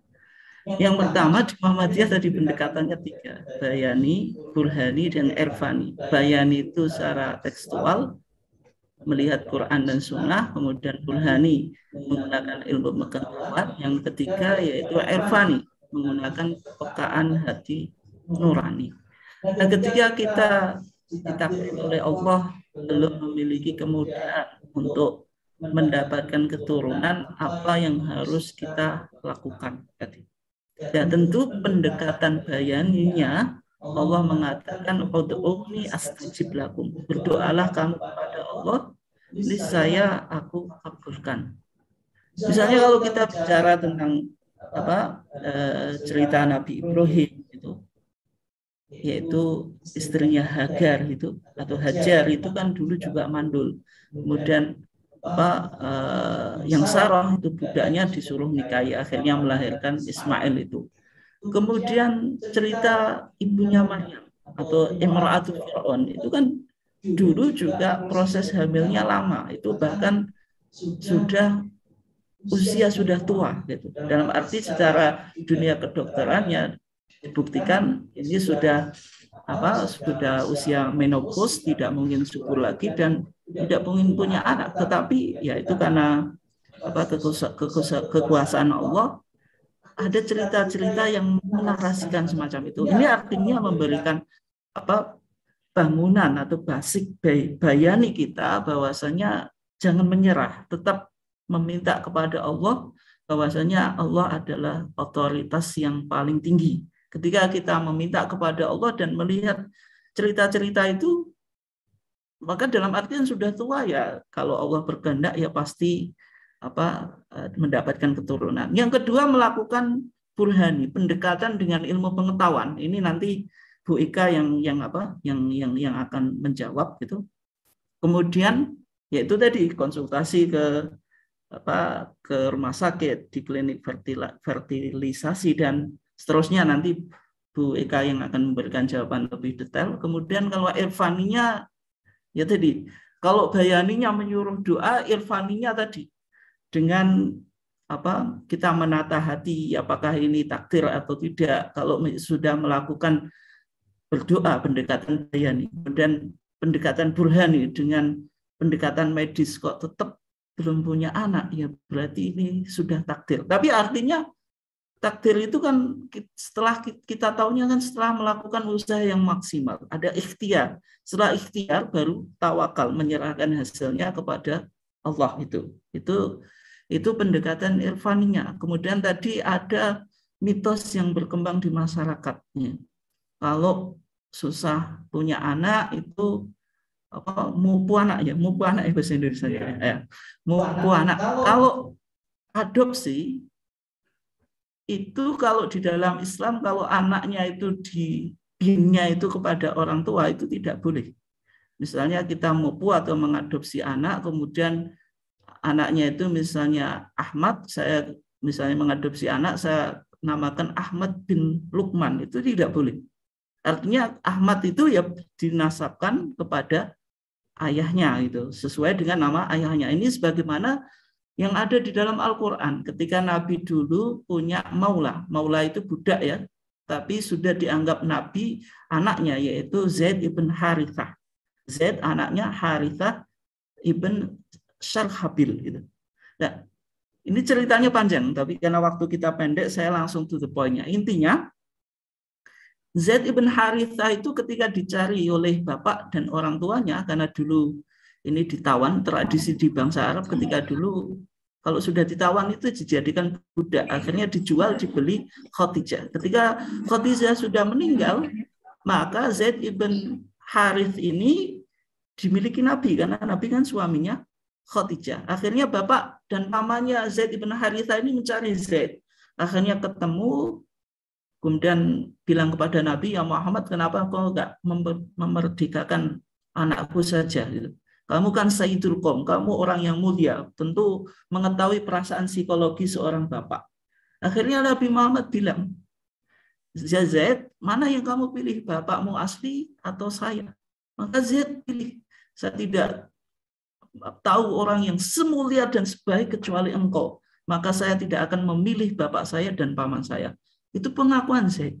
Nah, ketika itu ada klaim, kalau gitu berarti Zaid ibn Muhammad. Zaid itu anaknya Muhammad. Gitu. Karena Zaid sendiri nggak mengakui bapaknya. Nah, setelah itu turunlah ayat Al-Quran, makana Muhammadun aba ahadin min rijalikum walakin Rasulullah wa khataman nabiyyin. Tidaklah Nabi Muhammad itu pantas menjadi ayah seseorang di antara kamu. Artinya tidak pantas Nabi Muhammad itu mengklaim Zaid yang anaknya Haris ibn Syarhabil itu sebagai anaknya sendiri. Tetap dianggap sebagai apa? Ya, anak angkat saja, tapi B-nya tidak gitu. Kalau anak angkat kan tidak disandarkan kepada B-nya, ya tetap sesuai dengan bapaknya. Tapi kalau di dalam Islam nanti kalau sudah meninggal itu ada wasiah wajibah. Itu sebagaimana dalam undang-undang kita, wasiah wajibah itu meskipun anak angkat itu tidak dapat harta waris ya. Karena yang mendapatkan harta waris kan bapaknya, yang punya keturunan ya, jalur keturunan. Itu tidak mendapatkan waris, tetapi di dalam undang-undang kita di Indonesia ataupun juga di Mesir itu ada wasiah wajibah, ada wasiat yang wajib untuk menjaga kelangsungan anak asuh tadi, yaitu tidak lebih dari 1/3 harta yang ditinggalkan. Itu untuk merealisasikan maslahat. Tapi kalau jenengan tanya wasiah wajibah itu ada dalilnya atau tidak, jawabannya tidak. Tapi masa orang meninggal ada anak yang diasuh meskipun tidak B-nya, ketika meninggal ya sudah lepas, harusnya tidak mendapatkan tinggalan apapun. Itu yang dipertimbangkan aspek maslahatnya itu. Jadi kalau di Indonesia dan juga di Mesir ada wasiah wajibah, di negara yang lain mungkin ada juga itu. Itu ya, itu kalau tadi adopsi. Tapi kalau tadi ketika kita mupuk orang lain apakah menyebabkan cepat hamil, itu tidak ada dalilnya, Bu. Tapi kalau mau dilakukan ya baik-baik saja itu. Ya dalam arti mencoba mengharmoniskan keluarga ketika ada suami istri, kalau belum punya anak itu tetap ada yang kurang gitu. Sehingga kalau itu langkah awal untuk dilakukan ya baik saja, boleh-boleh saja. Dan itu baik, itu juga pendekatan Irfani. Wong saya belum ditakdir oleh Allah punya anak, dan punya anak itu saya sudah berbuat baik, mau ngeramut anaknya orang lain. Itu boleh gitu. Dan itu nggak ada masalah. Tapi kalau diyakini kalau orang melakukan ini nanti bakal hamil, lah itu tidak ada dalilnya. Tapi kalau itu boleh dilakukan nggak? Ya boleh. Itu pendekatan secara spiritual yang kita lakukan, yaitu kita mencoba berbuat baik kepada orang lain gitu. Karena mungkin kebetulan Allah belum mentakdir kita punya anak. Selanjutnya saya kasih kesempatan Bu Dr. Ika untuk menjelaskan dari segi medis, yaitu langkah burhani, langkah yang sesuai dengan ilmu pengetahuan, yaitu dunia medis bagi penanya tadi. Silakan Bu.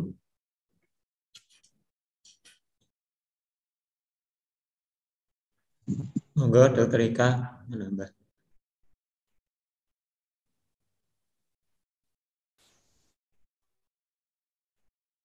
Kalau memang tidak ada masalah dari suami istri, kenapa kok masih belum hamil, jadi penyebabnya tidak diketahui atau unexplained, penyebabnya unexplained, diperiksa semuanya baik semua, memang tahapannya tadi bisa kita lakukan program kehamilan yang paling sederhana, yaitu membesarkan sel telur dengan stimulasi sel telur tadi, kemudian dilakukan senggama terencana atau hubungan suami istri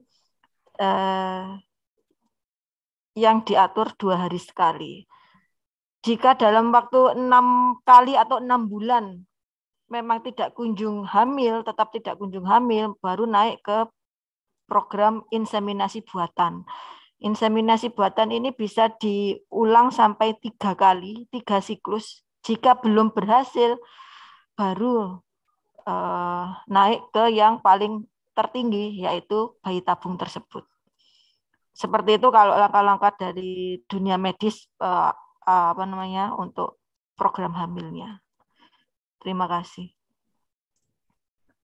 Terima kasih dokter. Demikian Bu Farida. Kami persilahkan yang lain untuk nanya karena masih ada waktu sekitar 8 menit. Mohon izin bertanya. Halo, mohon izin. Pak Farid. Oh, iya. Lanjut, monggo.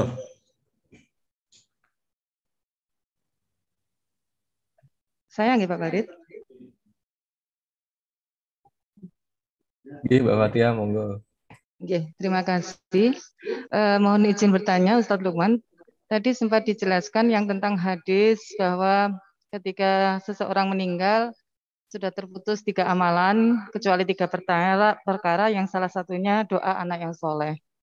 Yang ingin saya tanyakan, bagaimana jika seseorang yang tidak memiliki anak kandung tetapi memiliki anak angkat yang sudah diasuh sejak kecil?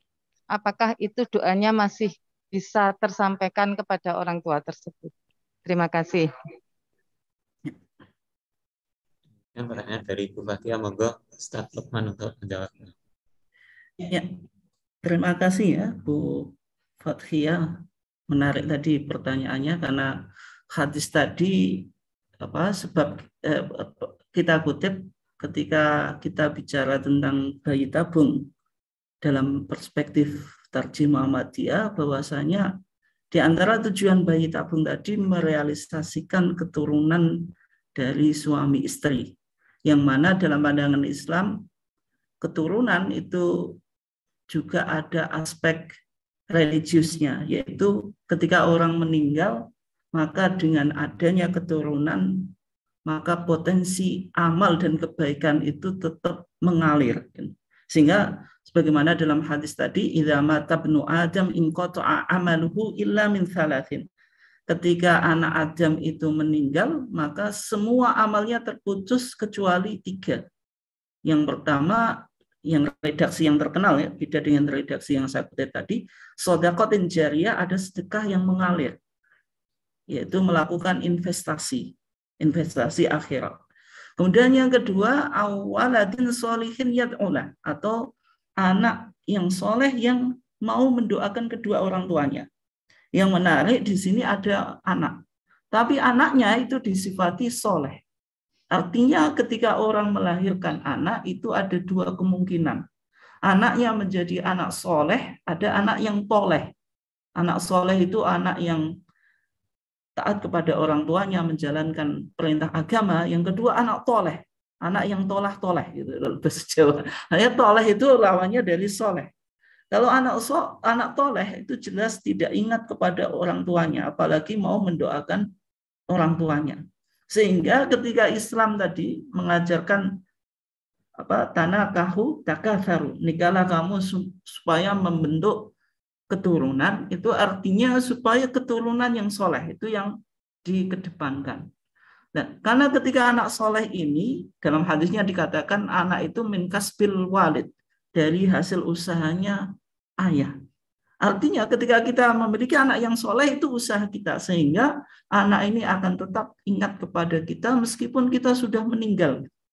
Dan sifatnya anak yang soleh ya selalu mendoakan kepada orang tuanya. Maka tadi anaknya harus soleh. Kalau anak yang soleh itu yad'ulahu, akan mendoakan orang tuanya. Nah, apakah doa dari orang lain atau anak yang kita bahasa Jawanya apa tadi? Kita empu ya. Nah, itu apakah doanya tidak sampai-sampai? Nah, termasuk kita mendoakan orang lain secara umum itu juga sampai. Tetapi secara kedekatan emosional, anak itu tentu yang lebih memperhatikan orang tuanya. Maksudnya anak secara biologis. Sehingga ketika Al-Quran bilang awaladin sholihin yad'ulah, itu ya anak secara biologis. Karena hubungan emosional, hubungan biologis ini yang menguatkan seorang anak akan ingat orang tuanya. Tetapi bukan berarti ketika doa itu berasal dari orang lain tidak diterima, bukan semacam itu. Jadi jawabannya ya insya Allah doanya doa dari siapapun, kita mendoakan saudara kita Muslim pun itu juga diterima. Tetapi secara kedekatan, itu tentu anak yang lebih dekat karena memiliki hubungan emosional dan biologis. Sebagaimana juga yang perlu diperhatikan ketika orang tua meninggal, itu siapa yang layak untuk menjadi imam jenazahnya? Itu ternyata anaknya. Ini yang jarang dipraktikkan loh. Banyak orang ayahnya meninggal, ibunya meninggal, dia nggak pede suruh jadi imam. Menyerahkan orang lain. Kenapa kok ada anjuran anaknya dulu suruh jadi imam? Kenapa kok bukan orang lain gitu? Yang bisa jadi anak tadi secara pemahaman agama belum tentu baik daripada orang lain itu.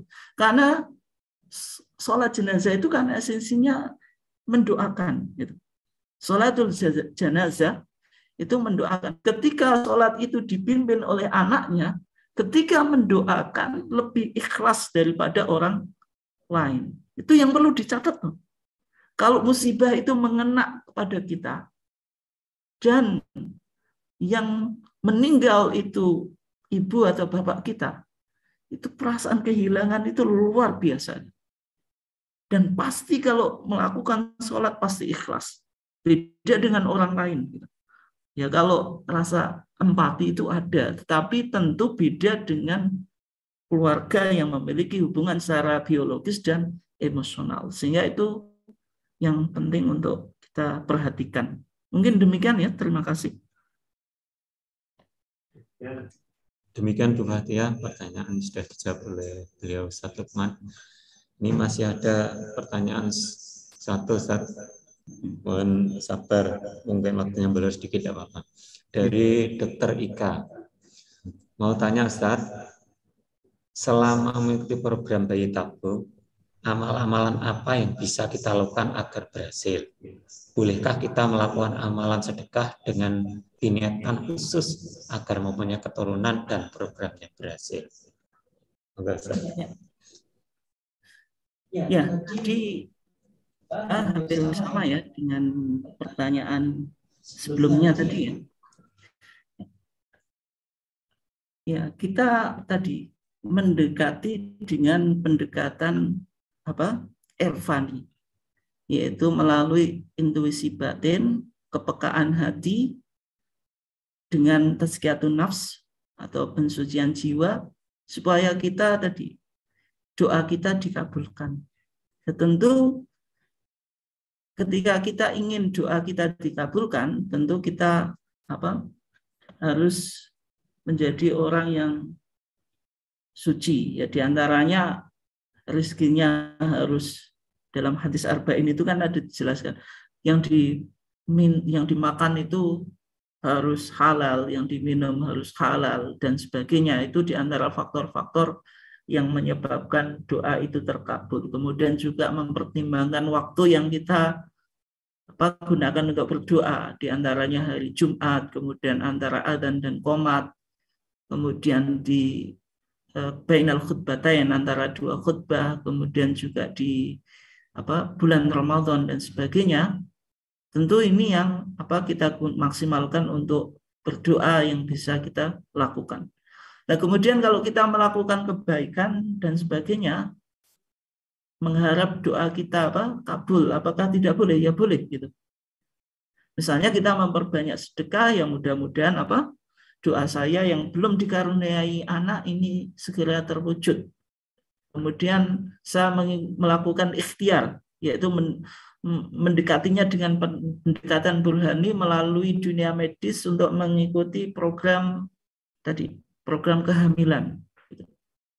Nah, artinya ini kan banyak yang ditempuh tadi dengan bayani, kemudian burhani dan irfani. Kalau kita melakukan kebaikan, berdoa, mudah-mudahan doa saya terkabul dan sebagainya, itu dibolehkan saja. Tetapi tidak boleh dikatakan, kalau kamu mau punya anak, punya bayi, harus melakukan ini. Nah, itu kalau di Muhammadiyah yang tidak dilakukan semacam itu. Karena kalau kita melakukan ini kan kita sandarkan kepada agama, sedangkan agama itu harus punya dalilnya. Siapa yang mau berhasil melakukan program kehamilan harus memperbanyak sedekah. Seolah-olah ini ada statement atau sabdanya dari Nabi. Itu yang tidak dilakukan oleh Muhammadiyah, sehingga dai Muhammadiyah jarang menyampaikan hal-hal itu. Meskipun kalau kita sedekah secara pribadi, kita mudah-mudahan doa saya dikabulkan, itu boleh. Ataupun bentuk kebaikan yang kita lakukan. Sebagaimana di cerita Bani Israel itu ada 3 orang yang terperangkap di dalam gua itu kan. Ceritanya terkenal itu dalam kitab Riyadhus Shalihin, kitab yang bercerita tentang adab dan akhlak dalam Islam itu dijelaskan. Ada 3 orang dari pemuda Bani Israel yang terperangkap di dalam gua. Di antaranya mereka menyebut kebaikannya. Gitu. Bagaimana berbakti kepada orang tua, kemudian dikabulkan doanya oleh Allah. Artinya semacam itu, menggunakan keumuman dalil. Tetapi kalau kita sudah pastikan, kalau mau anaknya, kalau cepat punya anak harus sedekah sekian, nah itu yang nggak boleh. Tapi artinya untuk mendekati Allah secara spiritualitas itu kan tadi butuh pendekatan irfani, yaitu dengan kita melakukan banyak kebaikan tadi. Ya insya Allah dengan kita rajin sedekah, misalnya kita punya kemampuan di situ, kelapangan rezeki, ya mudah-mudahan Allah mengabulkan doa kita. Ya mungkin itu yang bisa dilakukan. Terima kasih.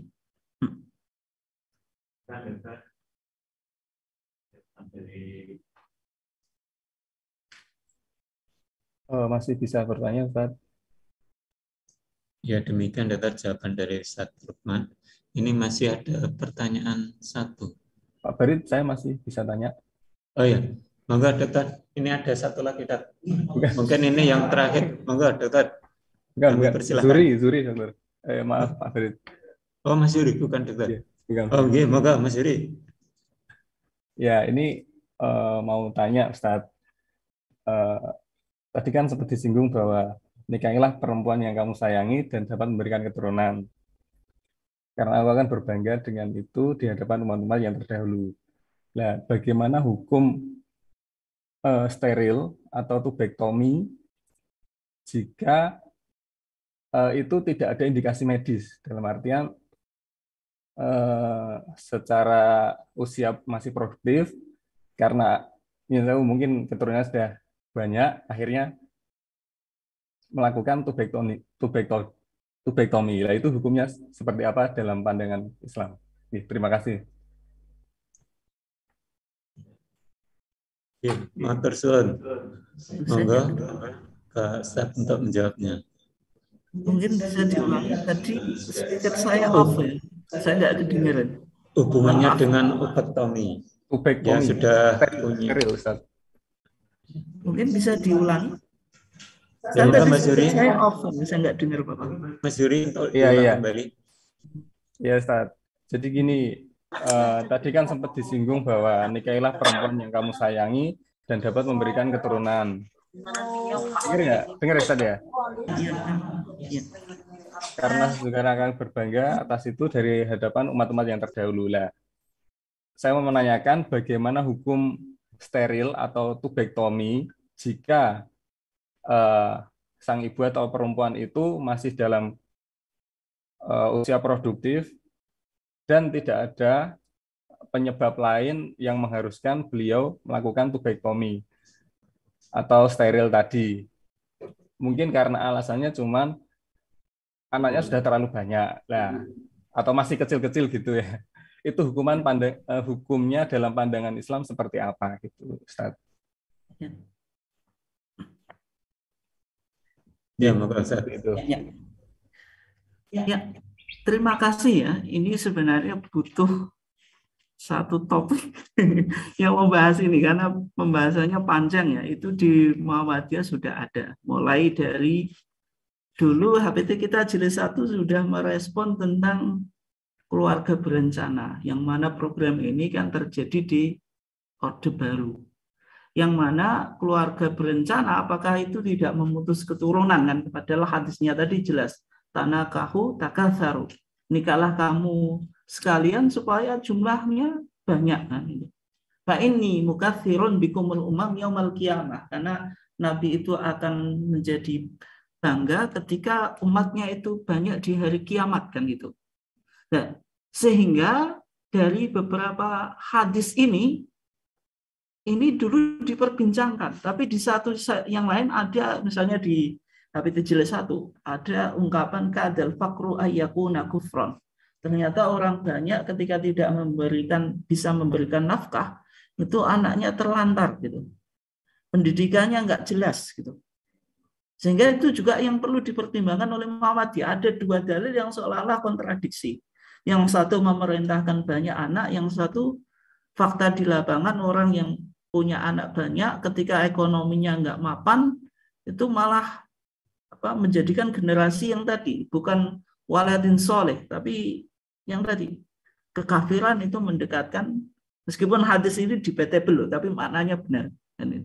Maksudnya hadis ini ada kritik dari kalangan ahli hadis gitu. Nah, tapi kan secara makna betul. Nah, sehingga dengan ijtihad istislahi, melihat pada aspek kemaslahatan, kalau sekedar yaitu kehamilannya itu sesuai dengan family planning itu bisa bertahap, tetap itu tidak diputus secara totalitas, itu ada yang membolehkan hanya untuk menjarangkan. Tetapi ketika itu diputus sama sekali sehingga sudah tidak ada kesempatan untuk hamil lagi, tidak memiliki keturunan, nah itu yang dianggap tidak diperkenankan. Tapi untuk menjawab itu butuh waktu yang agak lama ya, supaya kita tahu arah pemikirannya mana. Tapi intinya itu, kalau diputus sama sekali kemudian tidak ada potensi lagi untuk bisa hamil dan sebagainya, berarti menyalahi tadi hadis tanakahu takatsaru tadi, suruh nikah supaya bisa memperoleh banyak keturunan. Tapi kalau untuk menjarakkan dengan melihat berbagai mana fakta di lapangan, ketika misalnya seorang suami istri belum mampu secara ekonomi kemudian punya anak yang banyak, itu faktanya tidak, malah mengabaikan anak, kemudian dijarakkan saja tapi bukan memutus secara totalitas, itu diperbolehkan. Mungkin itu ya jawaban dari Pak Zuhri secara singkat. Memang itu ada pembahasannya cukup panjang itu di dalam HPT kita, baik HPT jilid 1 maupun HPT yang nanti akan masuk pada jilid 2 itu. Oke. Yes. Demikian Mas Yuri, untuk lebih jelasnya bisa bergabung di KTO, kuliah tarjih online Mas Yuri. Oke, Pak Faris. Karena waktu, terima kasih Bapak Ibu semua. Mungkin bisa lain waktu untuk menanyakan kepada beliau. Semoga di luar Ramadan juga kita bisa adakan kajian tarjih, moga-moga aja. Jadi bisa ada kelanjutan kajian tarjih di rumah sakit ini. Sekali lagi, terima kasih kita sampaikan kepada Ustadz Lukman Hakim SMA, kepada Dr. Ika Martania yang telah memberikan kajian pada siang hari ini, materi tentang hubungannya dengan bayi tabung, baik dari sisi hukum Islam maupun dilihat dari sisi medis.